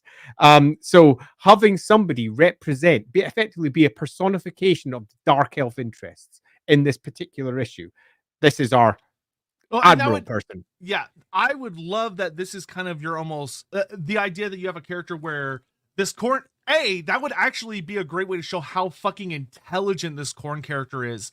That he goes, all right, I'm gonna punch the Dark Elves where at their weakest. Like he waits for like raiding season to kick off. So a lot of the Dark Elf ships are gone. They're all Black out. Arcs are gone. Yeah. He comes in and attacks the city and knows that he can starve them out big time because since all the fleets have left and like the straits have frozen over again, they have to wait until spring for it to thaw so they can come back. Because that's the whole thing is that when Dark Elves leave for raiding season, they can't come back till a certain time much later in the year because the access to the ocean freezes over again. Imagine the ships coming up and then hitting the ice and crawling over the ice. Yeah, they just start crawling out. The Dark Elves are like, oh shit! That's cool. Come. He starts attacking the city because he has two goals, which is A, he's going to get so much blood for this and lots of big beasties and things that he needs. And B, he needs guides. He needs someone that knows how to sail the Great Ocean and can get him to the Southlands. Because through his own little auguries or research or whatever, he knows about the Temple of Skulls. He knows vaguely where it is, but he has no fucking idea how to get there. But the Dark Elves do. They're some of the greatest sailors in the world. And so the idea that he attacks the city and his true goal isn't to raise it, but it's to beat them up enough that they agree to his terms And then you're able to introduce like, because the blood voyages of Cain are also a very well established trope of these Cainites that if they can get the excuse to, they're often led. It's usually associated with what's his face with the Executioner special character, Talaris Dreadbringer. Talaris, yeah. Yeah. Talaris, like his whole thing is he leads these crazy voyages out into the world to just commit horrific amounts of murder.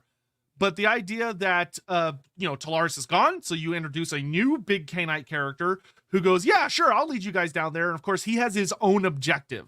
He has his own mission Just he's trying to fulfill. So if anyone wants to check that link, that's to the old shark ships that the Khorne fleet used to have.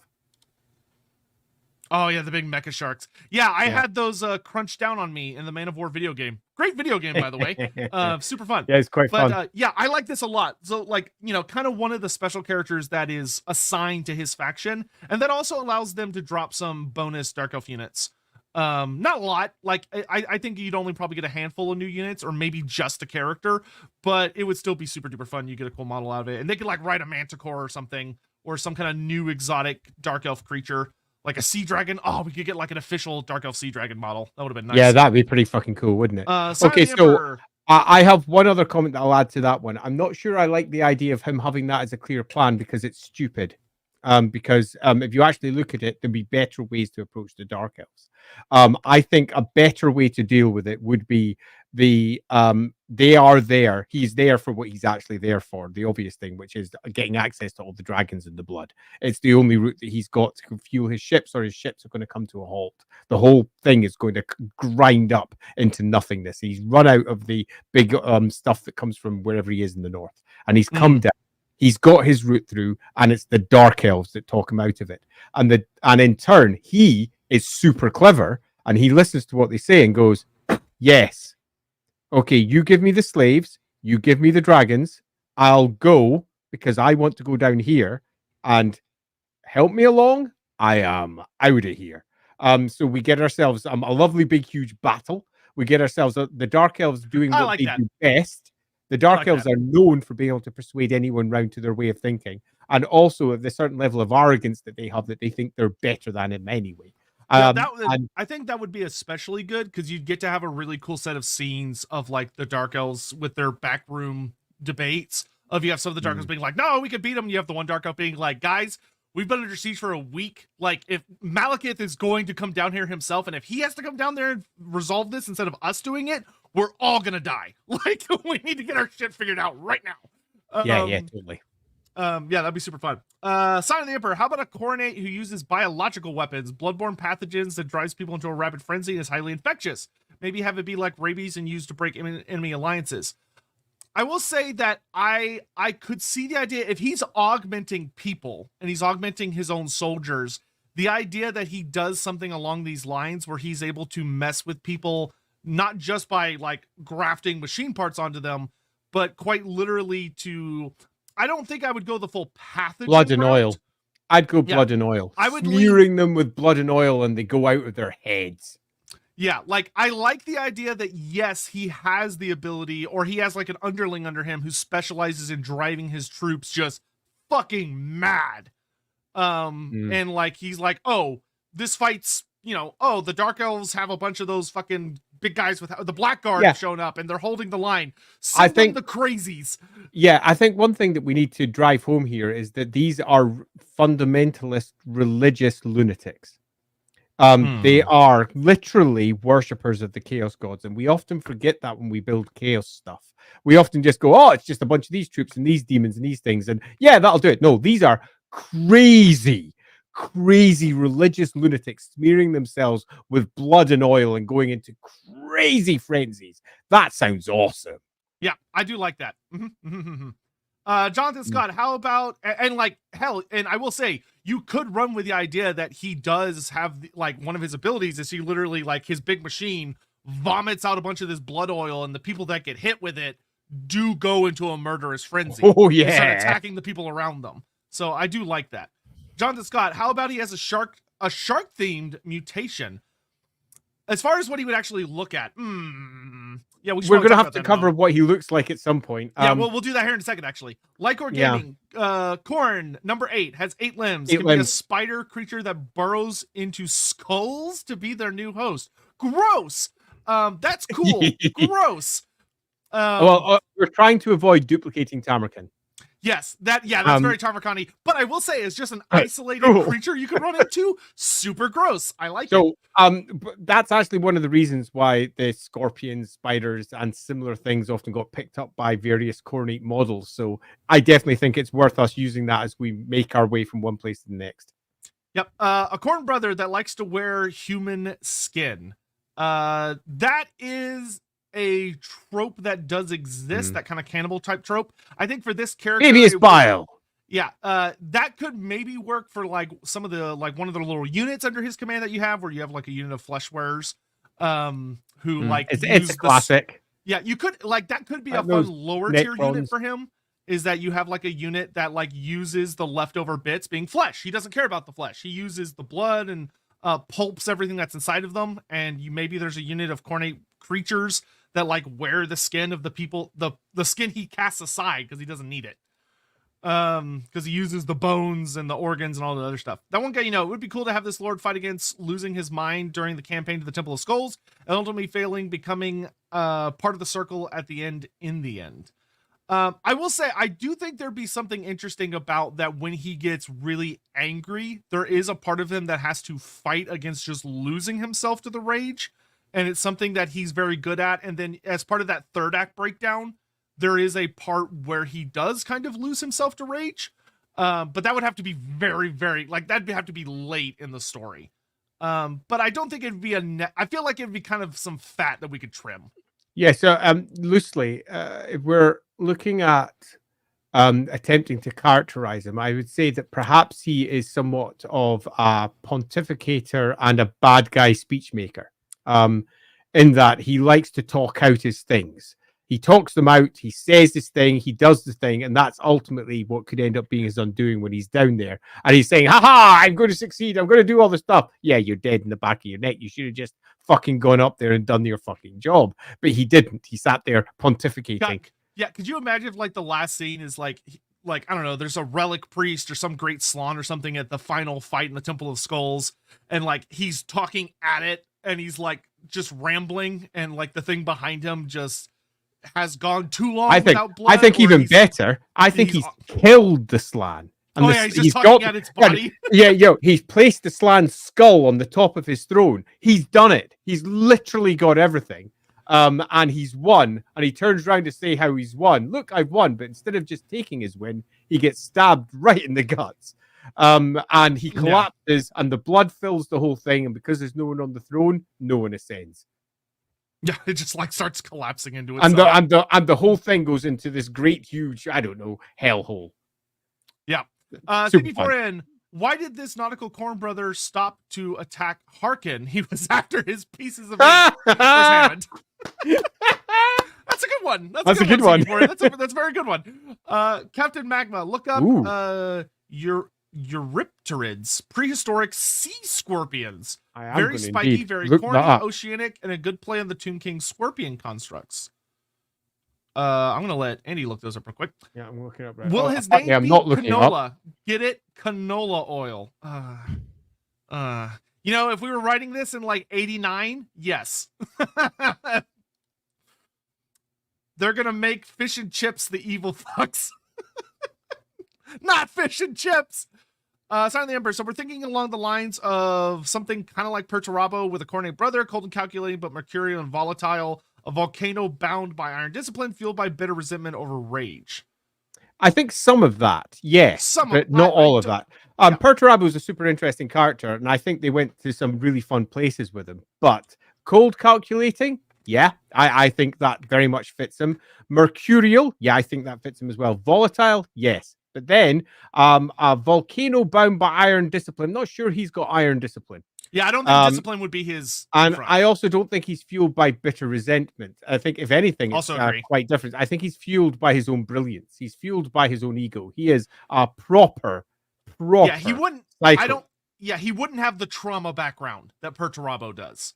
that ultimately defines a lot of what Perturabo does. Will Mother Ostankya be the one to defeat him? Sadly not. I don't think she would be there. Swarge, how late am I? Please tell me you guys didn't cover the Slash Brothers. No, we're gonna do that next week. So yeah, we have, just so everyone knows who's coming in late. We started our conversation. We realized quite quickly we were never going to cover all three in a stream, so we decided we'd cover one. Yeah, so we're gonna do Khorne this week, which I'm really liking what we're cooking, and then we're gonna do Slaanesh next week, and then Tzeentch the week after that. So we've got the next couple of weeks of Wednesday set, which is really exciting. It is.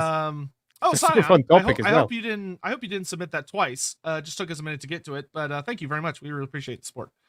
Hagen, gaunt, no mouth, no nose, only gets nourishment from seeing blood spill, several mutations, all of them completely useless, secretly hates Khorne too. I could see that being one of his lieutenants. A creature that he is if he likes to hear himself talk, the idea that he has a lieutenant where he has grafted him so it can't speak, and it's literally just there to kill, but it actually can think, but he just is completely just shit talks it the whole time, and that being the thing that ends up killing him in the end, that would be fun. He's a bit of a Frankenstein. Like, he makes this ultimate killer that he thinks he has complete control over, but that thing doesn't serve him. It serves blood and oil. Imagine this creature hating Khorne throughout most of the story, but then when you get to the final act, it has a revelation that Khorne can set it free. But I would say, though, I would quite like it if at the end, having done that, he gets to do his final line of Khorne cares not from whence the blood flows. He literally doesn't care about your thoughts, your fears, all the things that you think you're about to do. He doesn't care. He doesn't care about you. He doesn't care about this throne. He doesn't care about who lives and who dies, and I'm going to prove it. Ugh. Yeah, I think if it was this creature who has spent the whole story with his mouth sealed by, like, congealed blood machine bits and stuff, just tears open at the end, he just tears open so he's able to talk for the first time in the story, and that's the only thing he says. That's it. And yeah, after he kills them, he just stands there as everything blows up and falls apart. Ooh, that'd be a hell of a moment. And the even better bit is he could go onto that throne, he could ascend. And he just doesn't. He just sits there because he doesn't care either, because the blood is flowing, and that's all that matters. That's really good. Yeah. Because that would also show that Khorne character the brother did create the perfect Khornate creature. He just didn't really realize what he made. And in fact, if you set up the prophecy so that would be a fulfillment of the prophecy. So he'd actually done it, but he didn't do it in the way that he thought. He thought it was going to fulfill as he sat down, but in fact, what it was him getting killed from behind by his own creation. Yeah. And he's just too arrogant to see it for what it is. Yeah, that's really good. He's so focused on what he thinks is his brilliance, having successfully brought this old lizardman place, because we haven't really detailed it to any degree, to its knees. Just brilliant. Yeah, blood obsessed sea creature sounds like a shark. Yeah, we're going to talk about his appearance in just a second. I'm just going to blast through these real quick. A walking landship / whale that holds a vat of blood to power the throne. I will say I kind of like the idea of some horrific sea creatures that literally have the 8 mechanical spider legs coming out of them that allows these creatures to get dragged onto land, and like they're just these blood crazed monstrosities that are kind of acting as giant. Like, they're not only war machine monstrosities, but they're also, big old blood vats. And like, it's super unnatural for them to be out of the water, and they're suffering pretty hard, but they're out there. I'll post a quick link to that sea scorpion thing. It's one of the many, many images you'll find online. That's the one without the claws. There's many with claws as well. There's some that are pretty horrific. I'll get one. I've seen these. The more horrific ones. I'm going to grab one of the more horrific ones because it's music. Ancient critters are spooky as hell. Yeah, let's have a look at this bad boy. Did my YouTube chat crash? I guess it did. Just for me though. First time commenter. Well, thank you. We appreciate the support and appreciate you being here. I imagine him being quite bitter with his anger manifesting in insular rambling. Also, would you imagine any blessings for him? Being juiced up to 7 feet seems a bit flandered eyes. I agree. I would not make him at all what you would expect from a Khorne champion. In fact, I would make him weak. I'd make him slender and thin. He's all brain. That's where his power is. And Ooh, yeah, his that's a nasty sea creature. Ugh. yeah, that one I thought would approve. You'd be approval of. Yeah. Same thing, same species. But an artist impression instead. Mhm. So yeah, we're really looking for something that doesn't epitomize what everyone thinks of for Khorne.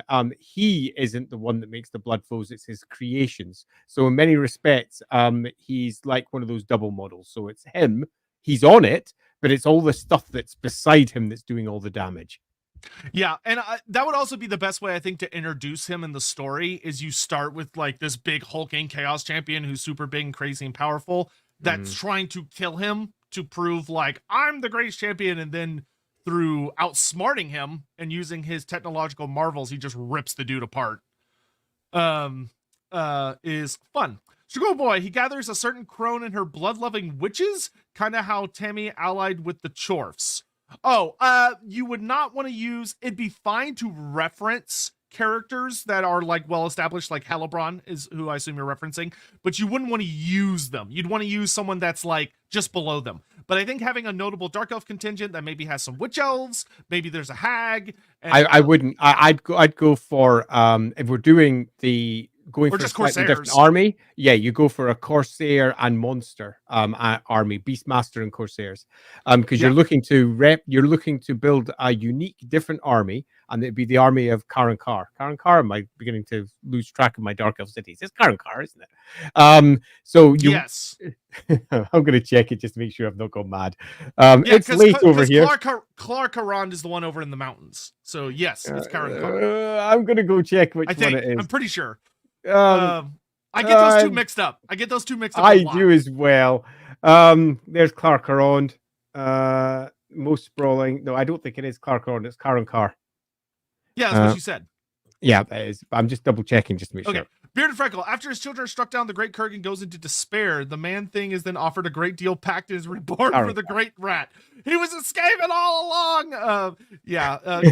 Unfortunately, the Great Kurgan, luckily, he is uber dead, I think.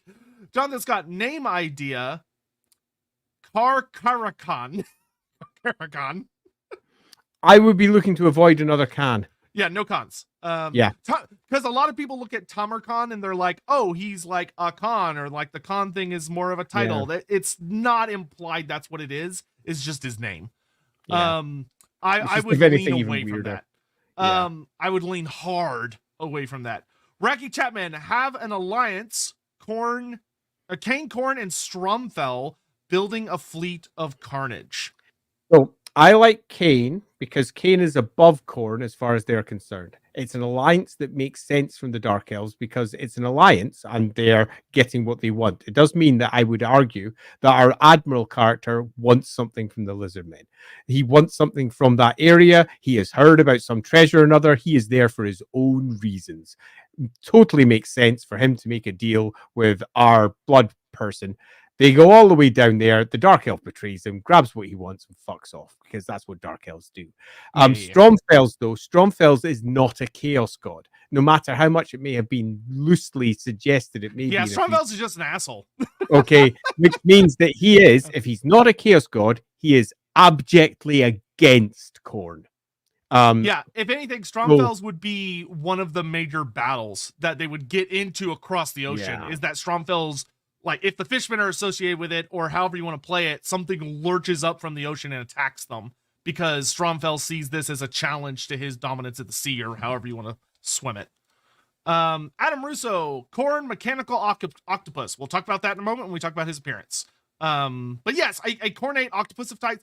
I would almost kind of be interested in him having like 8 appendages. I wouldn't go full Dr. Octopus with it. I would try to avoid Doc Ock, but I like the idea of him having, if you look at his model and actually count, he actually ends up having 8 limbs, though you wouldn't just want them to be the arms coming out of his back because that would just be too close. But I would do something. Has he got mechanical mutations? Rather than he's got built mutation, he's got literal mechanicals. They're very common types of mutation that you often get as well. Oh, yeah. So he could have like, brass mutations and he's got like extra arms that lets him do stuff. Yeah.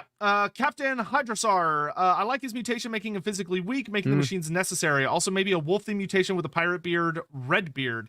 A beard's kind of interesting. We're Classic pirate. you know what? Let's just talk about his appearance now because the super chats are coming in faster than I can get through them. We appreciate the Yeah. support. Thank you. So I will say when it comes to his appearance, definitely I guess small. that might happen at the beginning. I was like, Yeah. I'm not sure. So definitely a smaller guy. Because that would be just so different. Because all the Khorne characters are these really big, hulking, super muscly guys. But someone that, like, if you've ever seen The Machinist with what's his place that played Batman, Christian like, Bale. yeah, just really skinny, like uncomfortably skinny, where you can like see the bones pressing against his skin, maybe even popping through in a few places. As far as mutations, I think really leaning into that almost kind of nautical theme with like nautical and machinist, where you have like, because Tamurkhan is super fucked up. So having it where he's like, maybe he's got a shark fin coming out of his back. Maybe he's got some kind of like, he's got like a scorpion steel tinger coming out from like one of his arms. He's got like one of his arms is turned into like a brass mechanical bit and split down the center. And he's got like 2 fingers on each of the hands because it's literally split down where his hand is, yada, yada.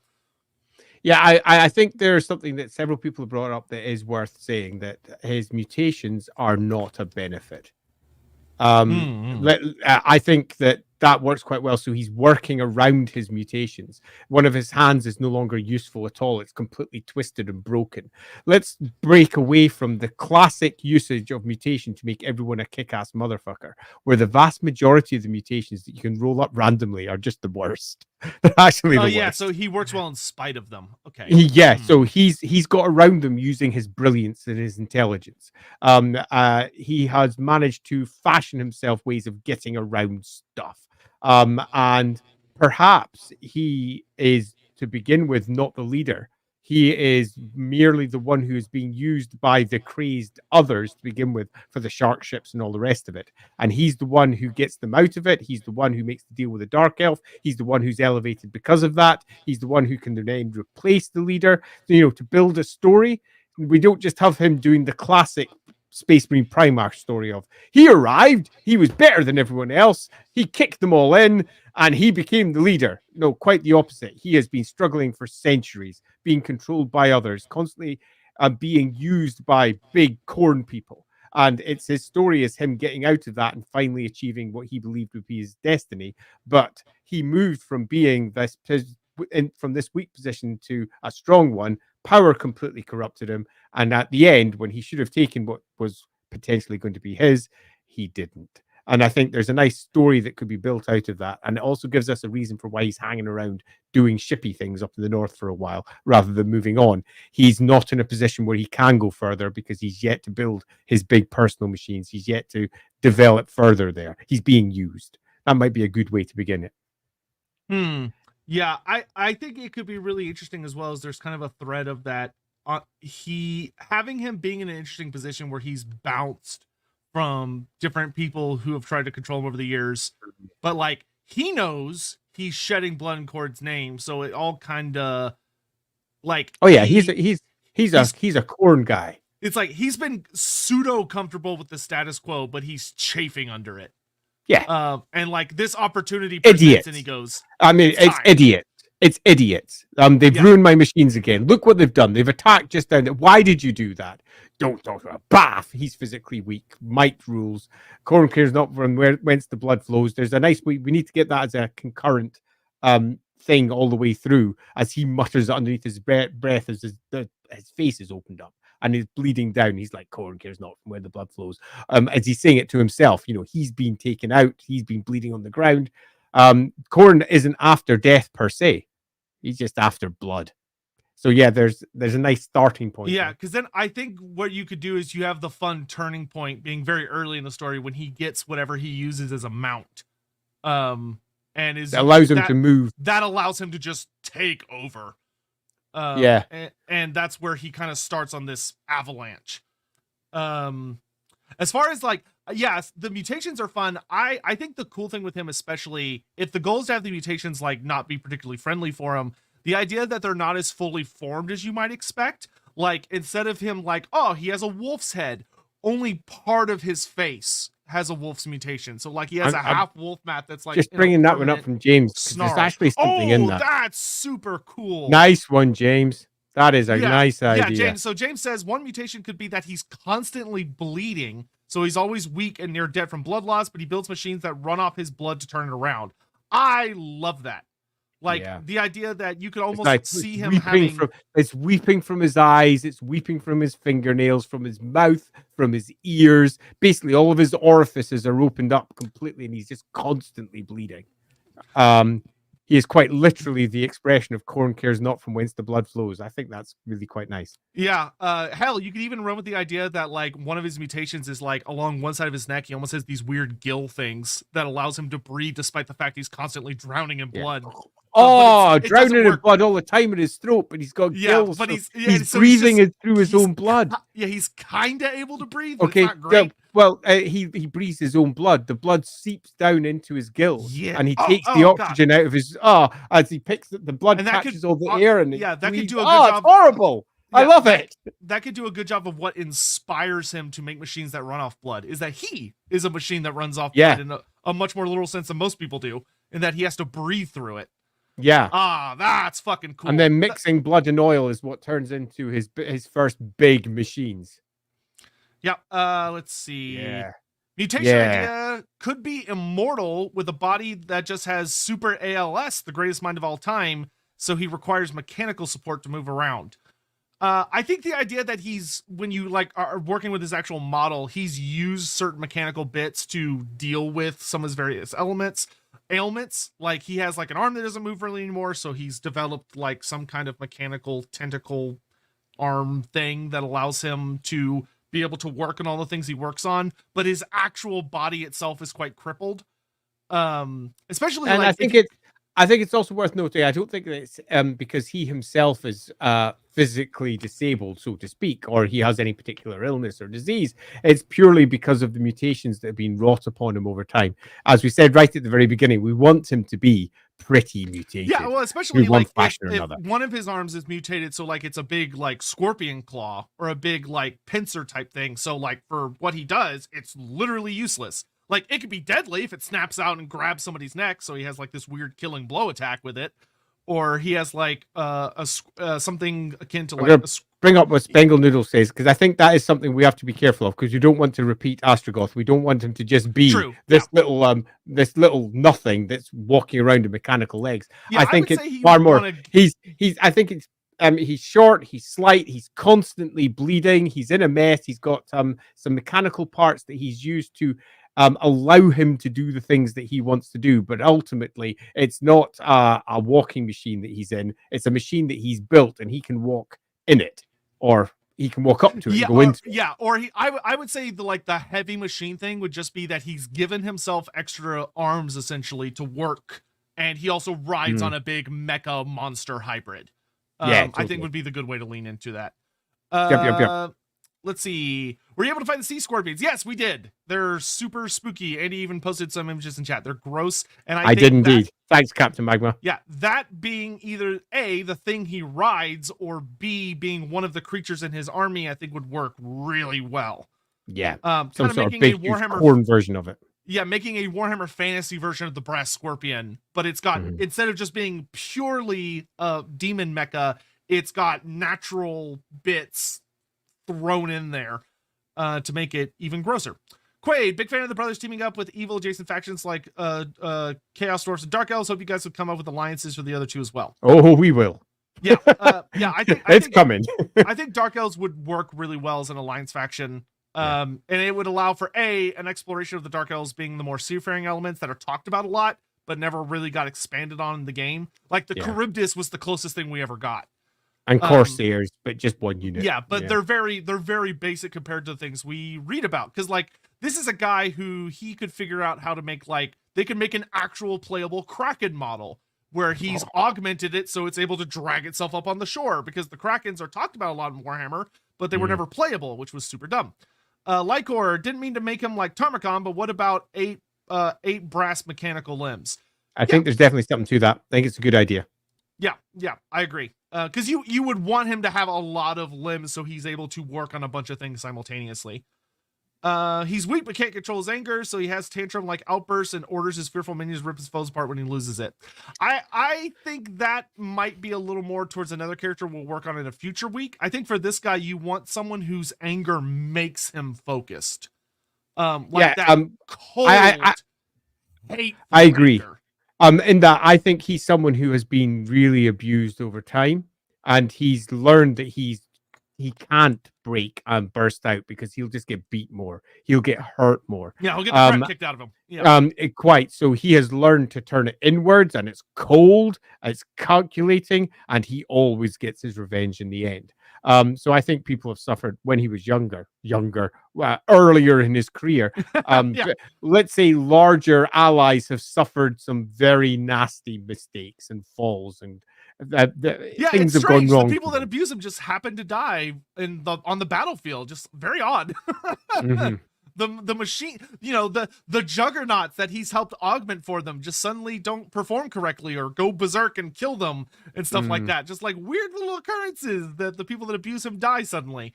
Until eventually he reaches the point where he can take over. Yeah. Yeah. Hemogen.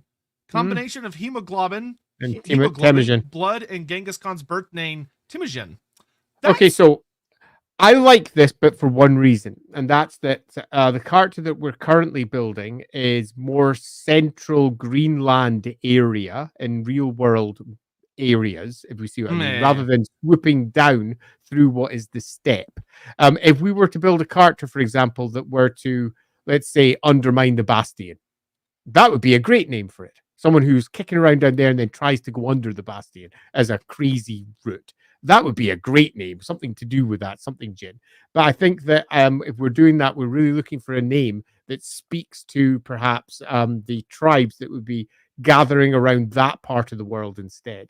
But I do think that what you're doing there, which is trying to link it through to Tamurkhan, is a good idea.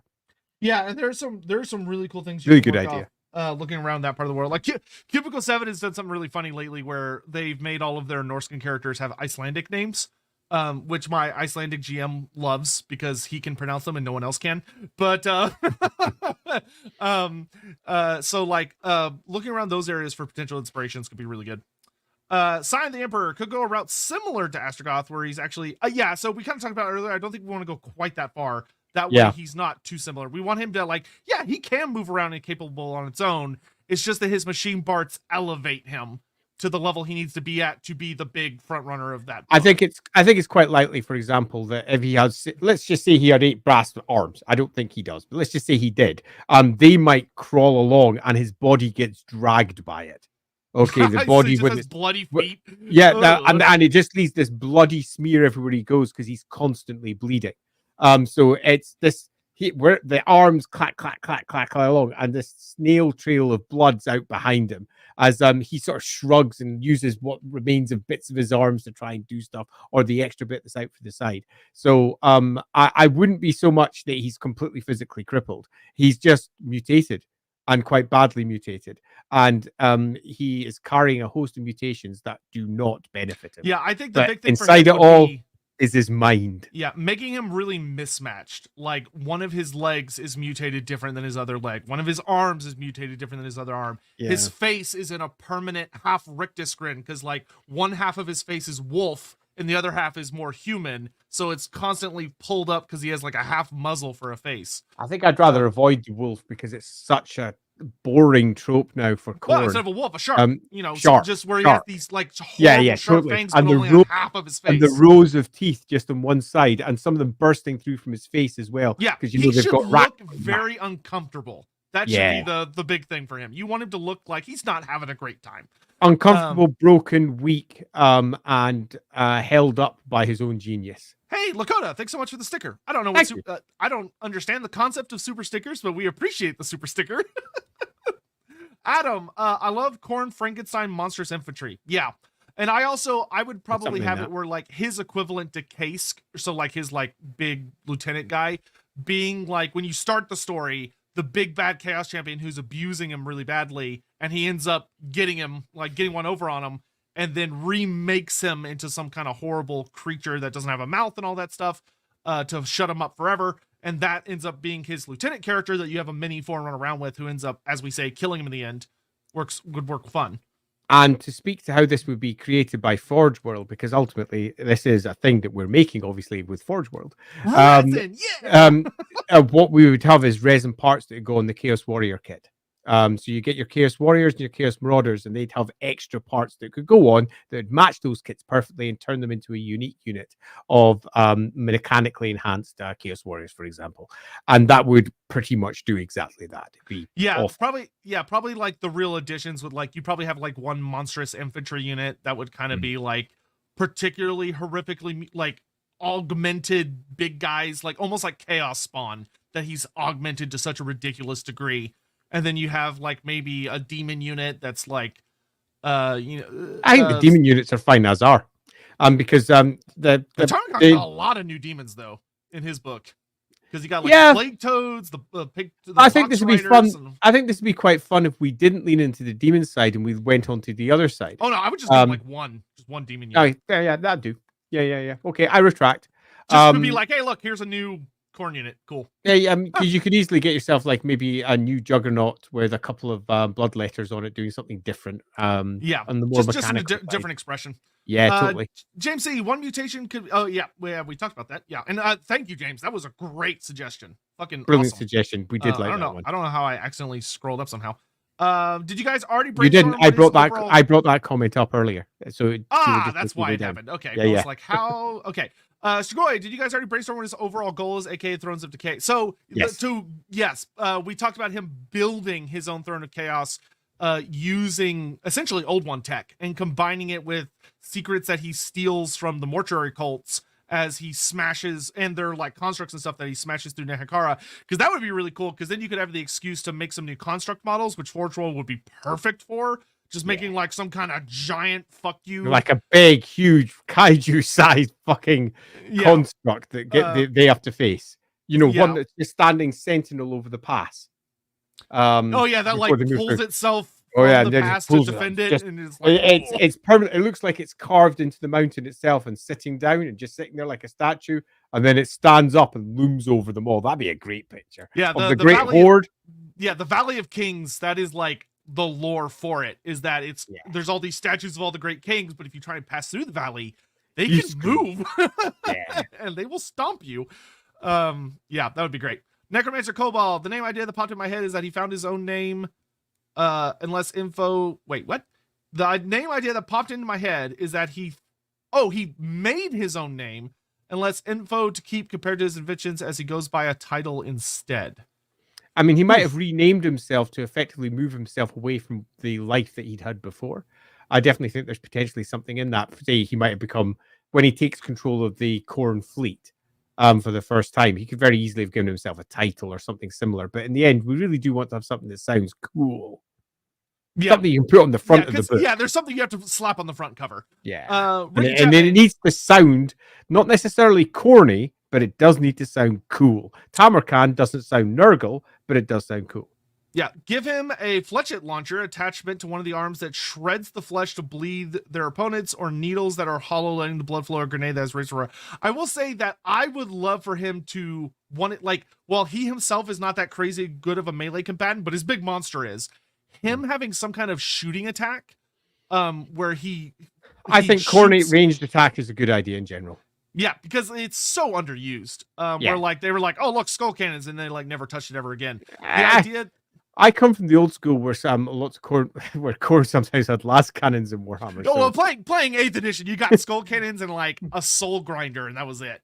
Yeah, which is silly, because like Khorne would be totally fine with you using invention to deal death from a distance. Khorne cares not where the blood flows from. So the idea that like he has some kind of weapon or has built something into himself that he's able to shoot something that eviscerates people.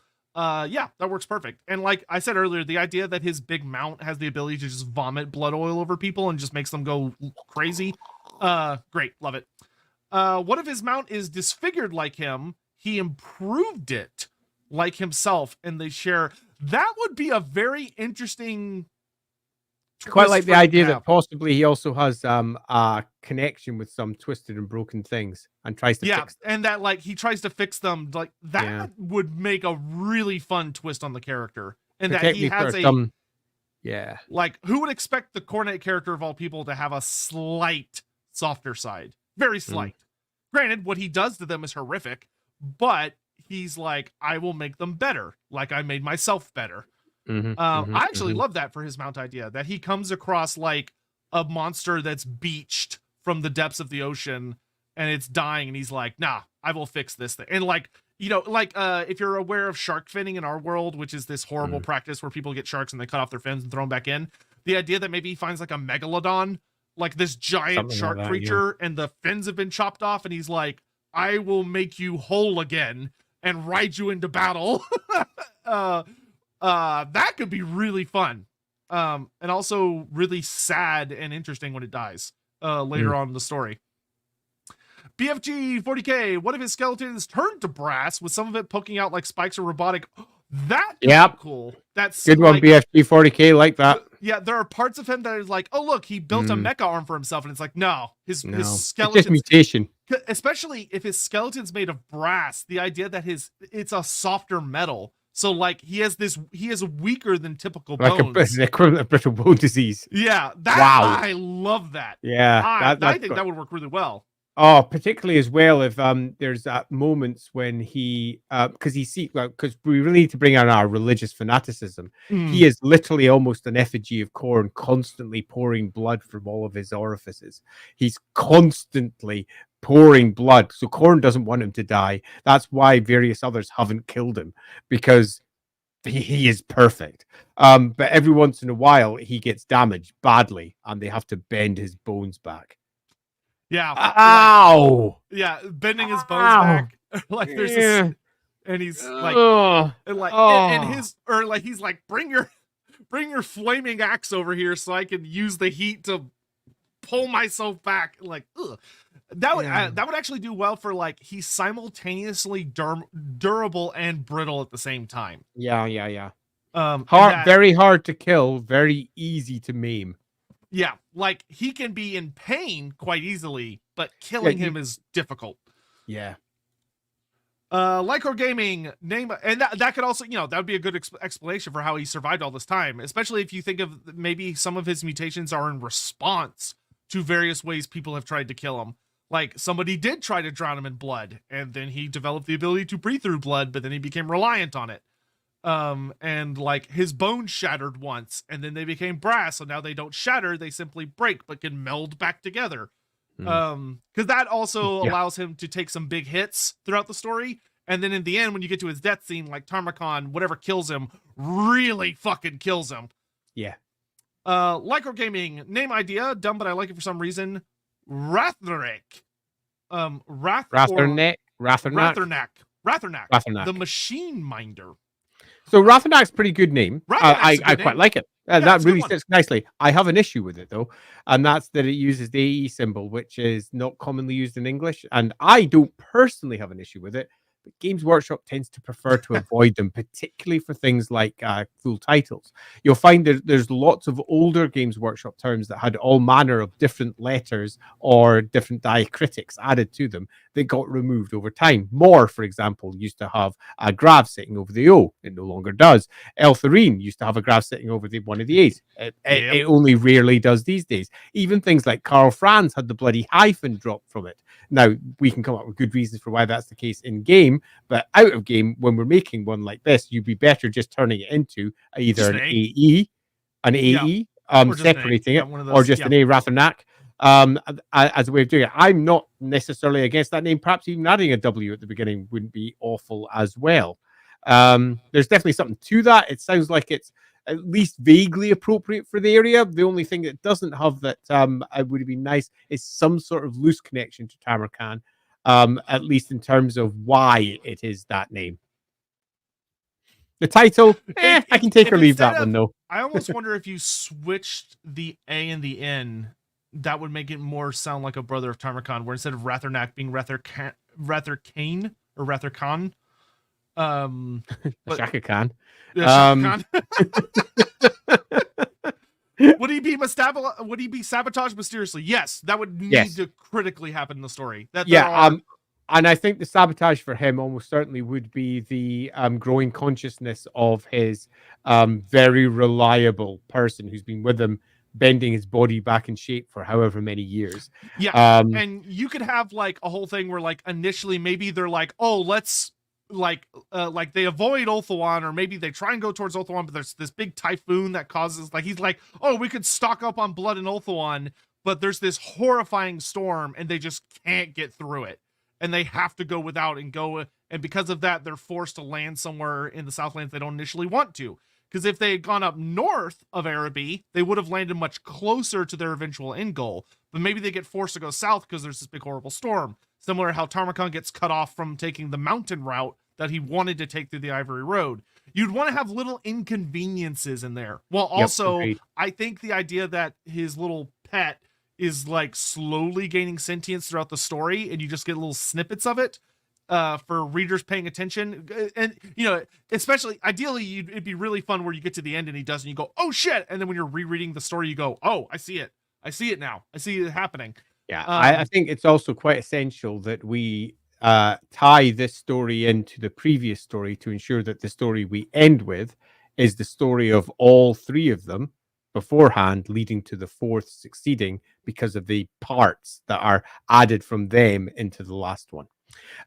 Which means that we need to tie that together as a main story, but it's harder to do until we decide what the end story is. So this stream will never really be the end of this one. This one will be nothing more than this is what we think is a good story, but the story won't conclude until we do the last one.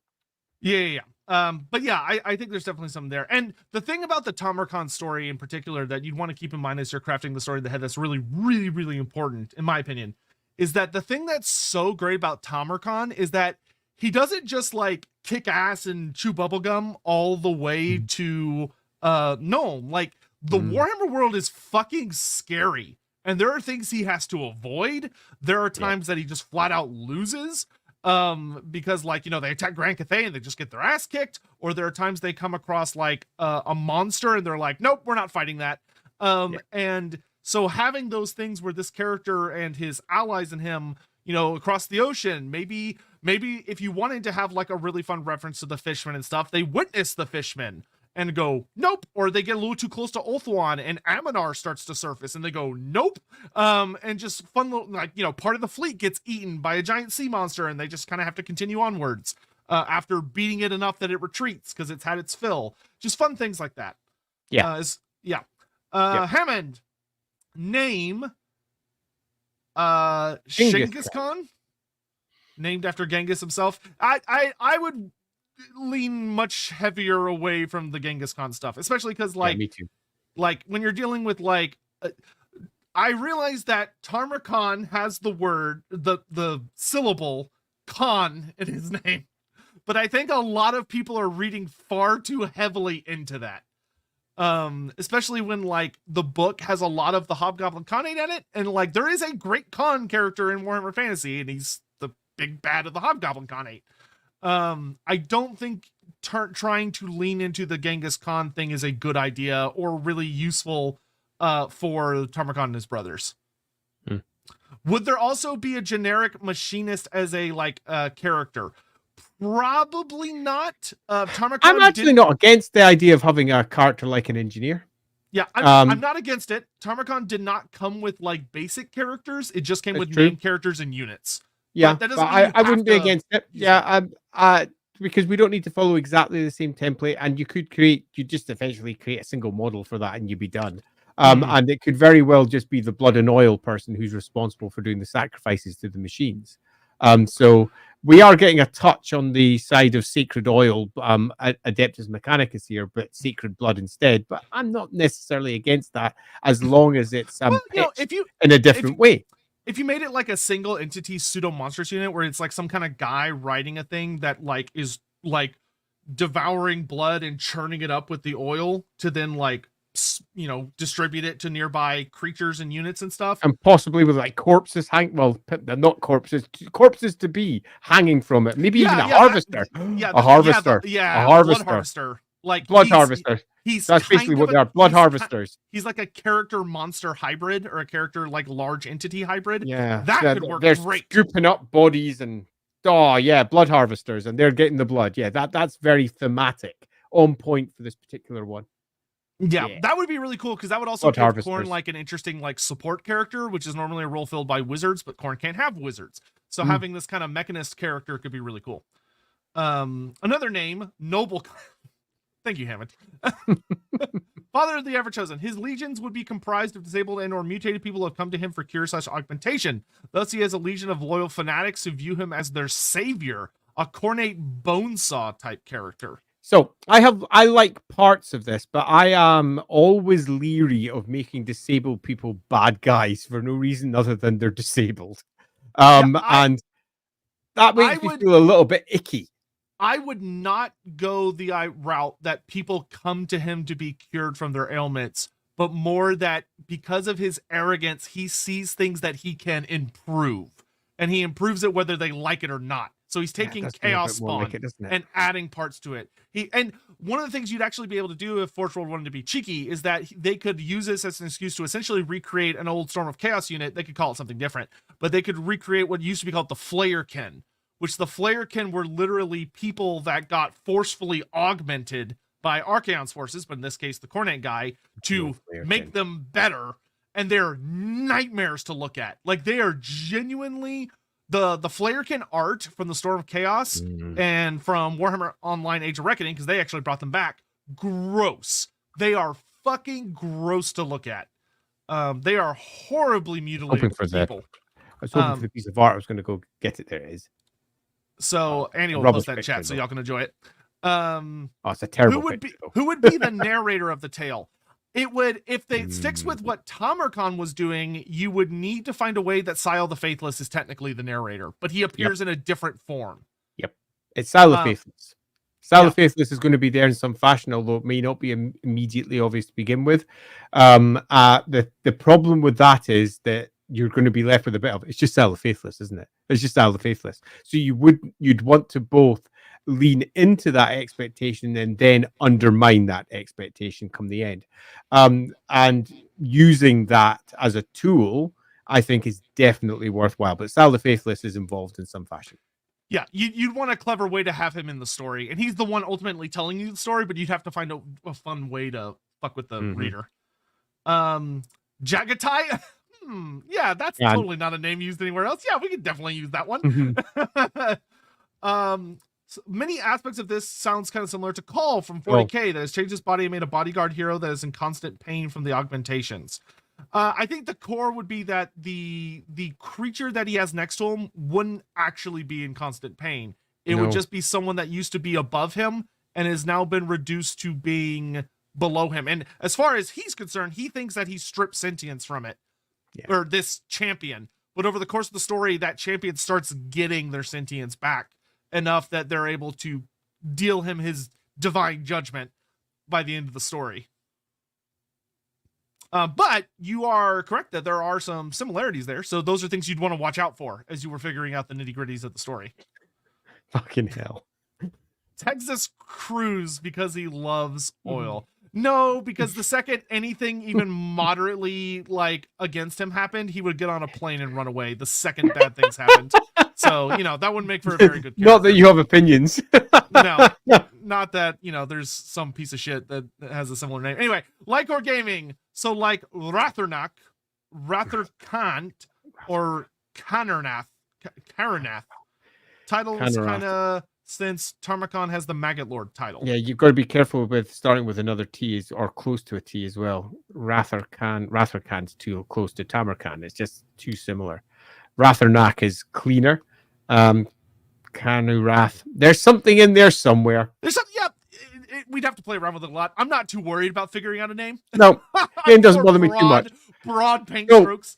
So let's see if we can give a quick summary, given that we are now moving towards our second hour. So let's have a quick look at what we've got. We have got ourselves a character who is extremely physically mutated. And those physical mutations have led him down a pretty dark path where he's grown weaker and less capable, but his mind shines because he's brilliant. At some point, he gains a mutation where he bleeds perpetually, and this blood is also what sustains him as it slides through his gills that are laced through his middle body. And that gives him the energy and the enervation to start moving again. So he's someone who's pretty cursed. And the blessing of Khorne has given him the strength to move on. And this also gives him the inspiration to create his first blood machines, machines that run on blood and oil, as he himself runs on oil and, pardon me, on blood, and is made up of various, let's say, humors. So he builds his first machines, and they eventually become the first Khornate fleets up in the north. These Khornate fleets are somewhat infamous for their raids and their piratical activities, but he's far more interested in ensuring the fleet can continue with its many, many seas of blood actions where it's just tearing into various large creatures up there to gain more oil, to make more ships, to fuel them for another year or whatever. Eventually, he will rise up and take over control of this fleet after many injustices that we have yet to particularly detail. And part of that process will be taking the existing admiral or the existing leader of this and turning him into his pet, for want of a better description for who he is. He then starts creating his own plans. He starts investigating his own things. We get ourselves a period of like 3 or 4 pages of book where he is investigating exactly how he's going to fulfill his prophecy. Perhaps he meets a similar character up in the what's that cool box behind Andy? We might have to discuss that at some point. Thanks very much for bringing that up, Grey Fate. You rock. Dark Deeds. That completely threw me away. So eventually he comes up with his plan to create his own throne of chaos because he is provided with prophecy. We haven't detailed exactly who does it. Does someone come to him? Does he go to them? It seems more likely to me that he is revealed for who he is as a child of the great. It's the Great Kurgan. Great Kurgan. Yeah, the Great Kurgan. Yeah, Great Kurgan. You can run. So I think like a herald of Khorne or something comes out, a pool of blood, and starts talking to him. Yeah, exactly. He has it revealed to him some way, and in the same way that the prophecy was revealed to Tamurkhan by the I forget the name of that hag. The great unclean one, the hag demon. Yeah, the hag demon. Yeah, totally. And we can have it revealed to him similarly. And he then overthinks like mad. He's blessed. He's like this for a reason. It's not bad. It's good. His bizarre brass bones have got a purpose. As he starts slowly but surely working up for his plan, and then hits his first major obstacle, which is he's never going to be able to see his plan through because no matter how, let's say, aggressive he is in his pursuit of his plan, he doesn't have enough oil, which takes him to the Dark Elves. The Dark Elves, which he raids at the best possible time when they are least defended.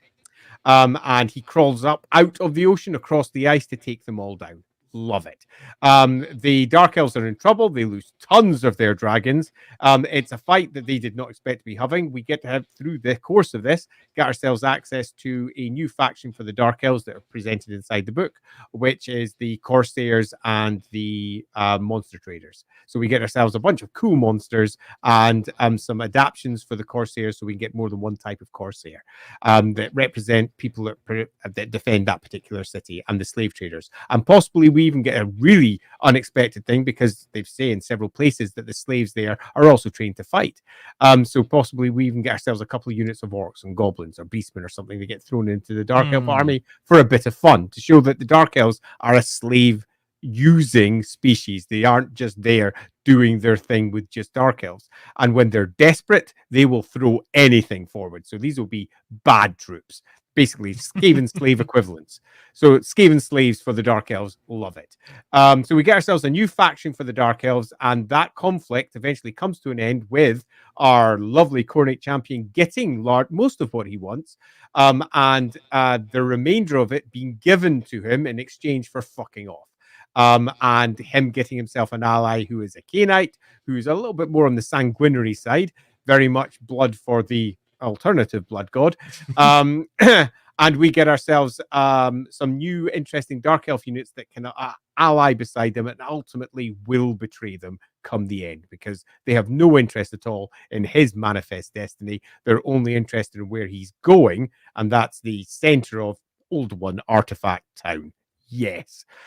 We then, from there, head our ways down south. We possibly have ourselves some encounters with pirates. We possibly have ourselves some encounters with fishmen. We have ourselves some unforeseen obstacles, almost certainly a high elf thing that's a big, huge dragon slip that slices through maybe 10 or 12 of their ships as it just plows through them, causing massive problems. Yeah, showing the high elves being the badasses at sea that they are would be fun. They are amazing at sea. They have to like sacrifice a part of the fleet to hold the high elves off and run away. Yeah, totally. So they have to go chugging away until eventually they reach some part of Araby somewhere, probably in the south, very close to the lands of the dead, where they then pursue their manifest destiny, chrome themselves up in oil and blood, and crawl out of the water into the desert and cross the desert like one giant Mad Max fleet. Love it. As they're crawling across, Chaos Warrior stomping, demons being summoned, all the normal crap. But there's not a lot of blood available here. So this is where we get our big problems. This is where all of the, let's say, second act issues hit. There's all manner of problems as demons are collapsing and vanishing, as many of his allies and troops are turning away. The blood is not flowing because whatever they face doesn't have any, until eventually they arrive in Tomb King Central, face off against some pretty big things, and break 3 to eventually hit the mountains. When they reach there with a far, far, far smaller force, but with some extraordinarily impressive machines nonetheless, they then move down into the jungles, into the jungles, and the blood begins to flow again, possibly facing off against some greenskins, where we can get ourselves a big conversion. Can't go wrong with that. Yeah, that would be lovely, or both. So we get ourselves, and that's when the blood starts flowing. The demons all come back up again. The big build up for the third act. Yeah, indeed. Their army swells massively as demons return once more, where they had been abandoned because the blood was not flowing. The force is now large as it moves towards what will be ultimately, unlike Nuln, a victory, an actual victory, where the horrors that Khorne can inflict are inflicted upon this place, which has been isolated for some time, has got its own mystic plaque nonsense, which we've yet to decide, and possibly has been set up by the old ones for this to happen anyway, because the old ones are dicks. And the old ones foresaw all this happening anyway. The old ones are looking to see the end of the world if we go by Age of Sigmar. So this is the ultimate outcome that they're set up. This whole place has been set up for this in the end. It is quite literally. Yeah, maybe. Yeah, the idea that you have like a Slann that's like looking and being like, the lizardman being like, we have to stop him taking the throne. He's like, we'll try, but he knows. Like you have. No, I think I prefer he didn't know, because they're not omnipotent, and that's you know, they don't know the ultimate plan, and then what you do is at the end you have one of the plaques fall out. The one of the plaques, because it's like I love for the reader to see that the old ones and it like, slides out, and one of our intended ends. And this was how it was supposed to end, and the Slann just never knew because that plaque was lost, and it was trapped in there, and that's just perfect. So we get the end with the Slann's skull. It's slapped on the top of this gigantic throne at the top of the pyramid. They cap it off, and all of the magic that's swelling through the place is capped off and broken. As they create the massive throne of skulls. Job done. And then his lieutenant, after they've gone through all of their issues, stabs him in the back at the point of his great success. And the throne is left empty as the whole thing crumbles down into dust. Yeah, you have our end. Yep, you have a storm of magic that rebounds and just like Tamurkhan. Yeah, but yeah, quite. And we hit the end as our narrator comes out of it having learned something else about the next process towards the true throne of chaos that is yet to come. And they look towards the next brother and exactly where they're going to raise their heads. And we are then moving towards our next stream also.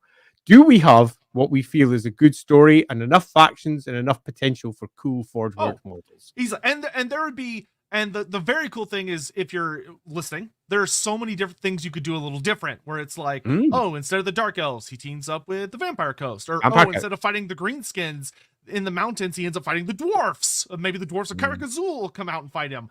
Like, there are so many different little things you could change to spice it up in a way that you'd like. Or you run into like a brand new vampire count faction down the south, and you introduce vampire counts in a brand new way. Or, you could bring, like, if you wanted to, like, no, I'm gonna make Araby playable, goddammit. Araby fights him and manages to keep them away from their cities, which would actually show Araby doing something really fucking cool of actually holding off a chaos horde like that and forcing them away. But you could play around with a lot of fun ideas. Totally could. I'm going to go through the last few super chats. Just before you bring those up, I'll just say, normally what would occur at this point is, after some brainstorming has been done, which we have just done, typically a writer, or possibly a small team of writers, is hired. And that small team is then sent off to effectively make the pitch for it. As they then write down, having had a good think about it, what they actually think it should be. Because you often find that when you think on a story or a plot that you've just built, you realize there's little flaws or little things that you could add. Or when you do the research, because inevitably this sort of job always comes hand in hand with research, you find something that was in a lost piece of lore and you're like, I'm bringing that back. There is no way I'm not bringing that back. So even though we've come up with what I think is a pretty goddamn good start, I think that if this would turn into the next step of execution, it would look very different again as you move towards the planning stage. And once that pitch is done, the pitch is then read. And then sometimes a bigger pitch is asked for because they want to know a bit more details because there wasn't quite enough there and they're not quite sure if it works. But what more commonly happens, because you generally employ people who know what they're doing for this sort of job, what then happens is you go, great, off you go. You've got 60,000 words. Away you go, get the narrative in place. You've got 40,000 words. Go sort this narrative according to what the particular book length is. And we want a complete breakdown of what the chapters are going to contain, exactly what's going to be in each part first. But we trust you. Away you go. Go give me the breakdown and we'll get on to it. And then we start writing. Yep. And then there's even the more fun part of somebody goes, all right, let's call up the modelers. Tell them to start sculpting little pieces to figure out something cool. Because that's going to change the story too, is what they can actually sculpt and like what could be printable. The blood harvesters. Oh, yeah, blood harvester. That's a fucking. That'd be pretty fun. And yeah, the idea of him riding a giant mecha shark that had fins scalped off of it, and so you get like a shark could be tough because there's not a lot of texture to it. Well, I mean, yeah. It's a mutant one. Yeah, if it's a chaos mutant, and because you really want the eight-legged thing. You want to go heavy on the augmentations, like especially like in the idea that it was truly finned or scalped of all its fins. So he added like a bunch of different things to it and truly made it in his own image. It could have a lot of different moving parts. All right, we have so many super chats to get caught up on. Well, let's catch up on them. Okay, so we left off here. Carcarius, the brass-blooded. Okay, so bones, not the brass-blooded. Yeah, he's not quite brass-blooded, but Carcarius is a fun name though. I quite like the general tone of it. Yeah. Carcarius. Adam says the idea that this guy has a brass skull could mean that when he dies, his skull becomes the perfect gift to Khorne. Maybe that's his true secret purpose. Or, alternatively, you have the literal last scene being the guy that the lieutenant that kills him literally decapitates him, peels off his skull as everything's falling around him, and like holds it up as the temple gets like sucked into the realm of chaos or collapses in on itself or whatever. I think it's quite likely that his skull and the maggoty body of Tamurkhan or some part of it would form part of the final conclusion to the story. Ooh, that could be fun. Some remnant of them exists somewhere. The Laughing God. I want art of this character now. Sounds awesome. Hey, yeah, and the more we discuss it, the more it seems awesome to me too. Yeah, if anybody out there wants to take a whack at it, feel free to link us. We'd love to see it and show it off to everybody. Yeah, if only I had time. Yeah. Ricky Chapman. Have Teclis ambush him near the Southlands High Elves fleet waiting and dealing serious damage to the Khorne fleet. Maybe a Murworm getting ground up. I would probably leave it to either having like an Aminar cameo where it's like a sea dragon or a dragon ship is just wreaking unholy havoc, or it could be a good cameo for Sea Lord Island. Just like curb stomping. You'd want it like you could do techless, but like having a known character and there's not an actual battle. It's just showing, they're getting their ass kicked by somebody pretty notable. I think it would be probably Sea Lord Island would probably make the most sense as a cameo appearance. Although the urge to say Ashland. I agree that that's the obvious ones, but I think the Warhammer world's big. Let's stop making it so small by using the same characters. Sure, yeah, you can just have it nameless vessels. No, name them. Make cool characters. Not pre-established vessels. Yeah. Agreed. Because the Warhammer world is a big place. Yeah, especially because, like, if you go read the Tamurkhan, thank you, Strudel Poodle, by the way. If you go read the Tamurkhan book, it has like 9 or 10 maybe scenarios in it, and a lot of the scenarios are just kind of goofy narrative battles that just let you play with a faction that doesn't play a huge role in the story, but it's just kind of fun. So like, for the High Elf one, having where they get attacked by a dragon ship and like ultimately they get their butts whooped and have to kind of limp and sacrifice a part of the fleet or pull some kind of tricky maneuver to get away from the High Elves. But then that gives you a scenario where you could have a ship battle. So you have like, the battle is like, okay, part of the terrain is like the High Elves are going to deploy over on their dragon ship and the Khornates are going to deploy on their ship, and you have some special rules and you're like fighting over the ships and stuff. And that's just a really fun type scenario that makes for a really interesting battle. Tamurkhan's book is full of those, where every battle kind of has a different theme of like, it's an ambush, or it's a open field battle, or it's a battle through a pass, or like it's a battle all about speed and stuff like that, which is fun. Hoplite, I'm gonna need a Dread Saurian skull as a sacrifice platform, draining lizardmen on teeth. They're making blood lemonade. Yeah, I think what we're looking at here is almost a reverse to Henowin. With all the sacrifices to Henowin made of the Skaven, it's going to be quite literally the opposite with the lizardmen this time. Building a gigantic pillar, not really a pillar, but a mound of skulls. It'd be perfect to, like, the lizardmen are doomed.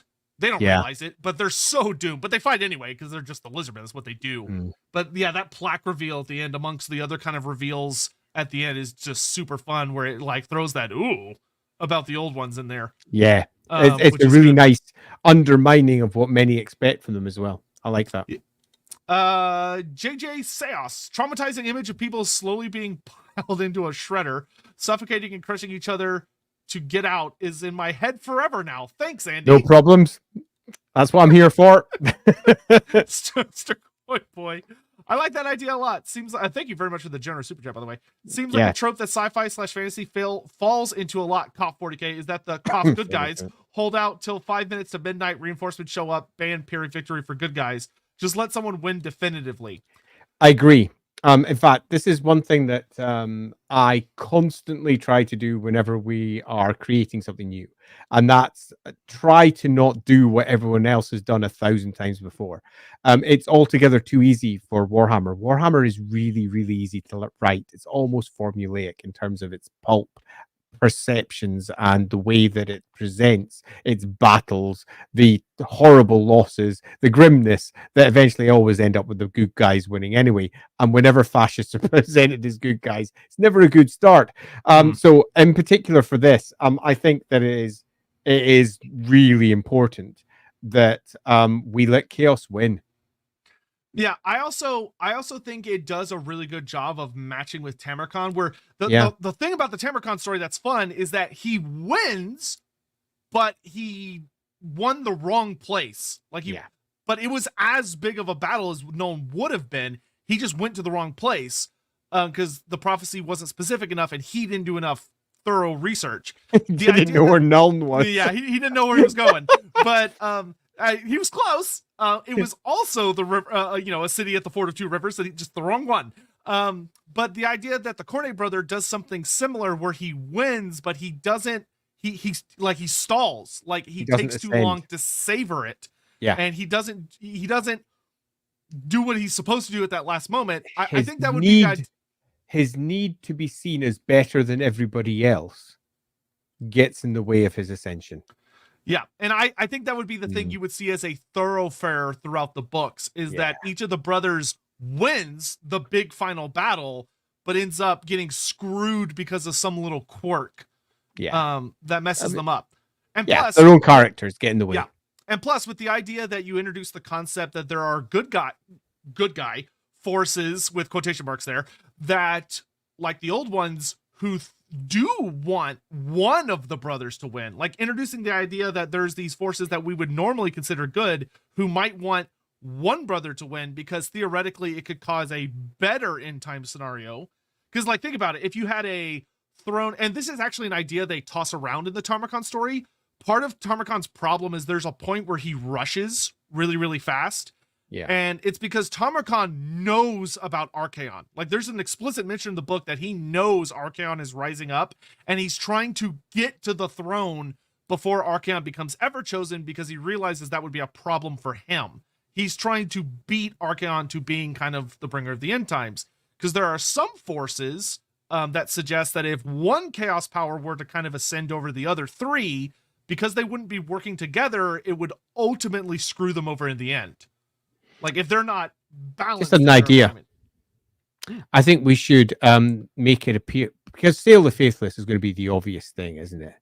Yeah. So you have the Dark Elf kill him. Kill.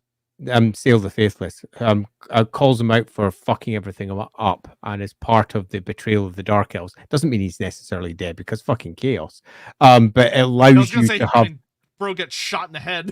Exactly. Tamurkhan. Yeah. And that's my point exactly. But it's part of the Dark Elf betrayal at the end, and calls out Sail for being exactly what he is, which is a plant. Mm. So you can actually have the story confirming that what's hinted at in Tamurkhan is the case in this one. You could have Sail almost hiding in plain sight as one of, like, the slave attendants of the Dark Elf, but he just looks very different than what people are used to with Sail. But there's like little tiny hints that it's him. I might go slightly further towards leaning into it, because you'd get through the course of the book, if you were reading it for the first time, you'd get that's Sail, that's definitely Sail. Look, he's done a thing, that's Sail. And then the Dark Elf comes up, yeah, you're fucking Sail, you betrayer. As a betrayal all the way down the line. That'd be a nice way to undermine the expectations while simultaneously fulfilling our requirement. Yeah, exactly. And I think it'd have to be written well to ensure that it landed neatly, because we need to have the Dark Elves effectively get what they want. Possibly they're the ones who get the plaques, because they're using them for whatever, which allows us to have the reveal, because they know there's plaques hidden inside for whatever reason. And they're the ones that give the reveal that the plaques actually make it quite clear that this was always destined to happen. And the Dark Elves looking at it going, okay, well, fuck. Yeah. Yeah, there's something interesting in that. Yeah, just seeing prophecy staring at you in the face. Slain, if the Khorne brother just moves too fast in his haste and becomes the final skull, that could also be a poetic end for him. Yeah, I agree. In fact, I think that actually works really nicely for building a character for the Dark Elf. If we have someone who is absolutely calling out all of the prophecy that this particular Khornate champion is pursuing as bullshit, and then his ultimate end in this particular part of the story is getting the prophecy that called the whole thing out beforehand on the golden plaques. The opposite. Yeah, the Dark Elf's going, fuck. Yeah, quite. So he's been calling it bullshit all the way through, and then that gets turned in its head to come the end, and his own actions were prophesized. That's quite fun. That's always super fun. Yeah, because then that's the perfect way to have a character that you're like, okay, we're never going to see this character outside of this book, and bringing their story to a fun end of imagining, wonder what happened to that character after that. And playing around with what happens when you have a character who realizes that prophecy is a thing. Yeah, particularly that and unavoidable. Well. Yeah, all right. There's definitely something in that. Unfortunately, we're out of time. We are. I've got a suggestion actually, because I've been thinking to end ourselves off quite nicely, because we've had. I think this has actually landed really well. I've really enjoyed this stream. So my first thing is I'd like to say thanks to everybody who turned up, and thanks to everyone who gave ideas, and also thanks to everyone who's watching later. If you've got any other ideas, if you just hit the stream, say 2 months down the line, and you're like, holy shit, why didn't they mention that? Drop it down in the comments. Do say, I think this is a great idea too, because we're interested. But beyond that, we're about to hit another one, because we're going to be heading towards Slaanesh next. Is Slaanesh next? Yes, Slaanesh is okay, next. So next I'm going to give you some homework, because I think that'll be a nice thing. Have something to think about on the run up to that. We've got ourselves Discord channels. Jump in there, drop your ideas in, but not just homework for Slanesh. I'd like to wend in a particular plot point because I think it would run really nicely towards building up towards an end that makes sense. And I would like our Slanesh champion to be the one that captures Urson. Ooh, you are playing with spice over there, sir. Oh yeah. You are playing with spice over there. Oh yeah. Okay, because that's one hell of a plot that was not properly resolved by Total War. So why don't we do it? That's interesting. A couple notes as we're rolling up to the end here, some announcements. We are starting a new system, 2 new systems that I just want to bring up now. First is that as soon as the stream is over, like literally here in just a second, I'm going to go into my Discord and I'm redoing kind of what the Lorebeard stuff is. And I'm going to open up a channel that's just for this discussion. I'll just call it like, the Brother of Khorne. And it'll just be an open discussion for anyone that wants to chat about everything that happened during the stream. What are your thoughts on it? If you want to like post like images for reference of concepts that you thought were really cool, I'll pop in there from time to time. But we would love, whether you're watching this video in the future, or you were here for the live stream, to join and chat with us about what you thought about it and stuff. And when we do the Slanesh one, actually before the Slanesh one goes up, we'll do the same for Andy. But it'll be on the LAWhammer Discord in an appropriate section. So that way y'all have... Is he making it right now? Yeah, that way y'all have specific channels where you can discuss these before, during, and after the live streams, because we really want to encourage that. Yeah, totes. So if you want to go chat about the Coordinate Champion, go into Sotek's channel. That's in like 5 minutes. In about 10 minutes time, and you can chat it all out, say that our ideas were brilliant or rubbish, come up with alternatives, drop it all in there. I'm going to be setting up a channel over on my Discord as well. That's the LAWhammer Discord. Just type LAWhammer into Google and you will find my YouTube page, and I've got it in pretty much every video. I've got a link through to my Discord in there, so you can dive into there and start throwing your ideas out, because we'll have a look through. Now, my idea for Urson may get dumped out the window. I just thought it'd be a really spicy view to take, because we've got a story that's not really been answered, and why don't we start answering some of these stories in some crazy fashion, because I think there could definitely be something in that. So Adam says the subjugator of the gods, and then immediately follows up with bondage is pretty Slanesh. Urson just got lost at the King Club. Poor bear. Poor bear. So the last thing is that we are also going to be doing something different. So Lorebeards for this Sunday is going to be the Spider God. So I hope you're all very excited. Oh, yeah. He won that pretty handedly. But we are going to be doing something a little different going forward. We're going to try something. We're not doing it per se. We're going to try it. So we have noticed in the past few weeks that it has been this stream. Yeah, it's been virtually impossible for us to actually like look at the chats a lot of the time, or look at, especially like the Discord where we've been allowing people to submit questions in advance. That just isn't working anymore. We love you guys. Lots of people are watching the show and supporting it. We really, really appreciate it. But unfortunately, that has made the question section of the Discord useless because we just never have time. So we're going to try something. And if it works, great. And if it doesn't, we'll try something else. And what we're going to try is that YouTube does have a built-in feature where once a video or a live stream is like put up, even in advance, you can leave what are called just like super thanks or just little comments below it. So what we're going to try doing is that if you have a question that you really, really, really, really want to ask for the Spider God stream, and you're like, oh, I'm not going to be able to be there, so I just want to make sure this question gets answered no matter what.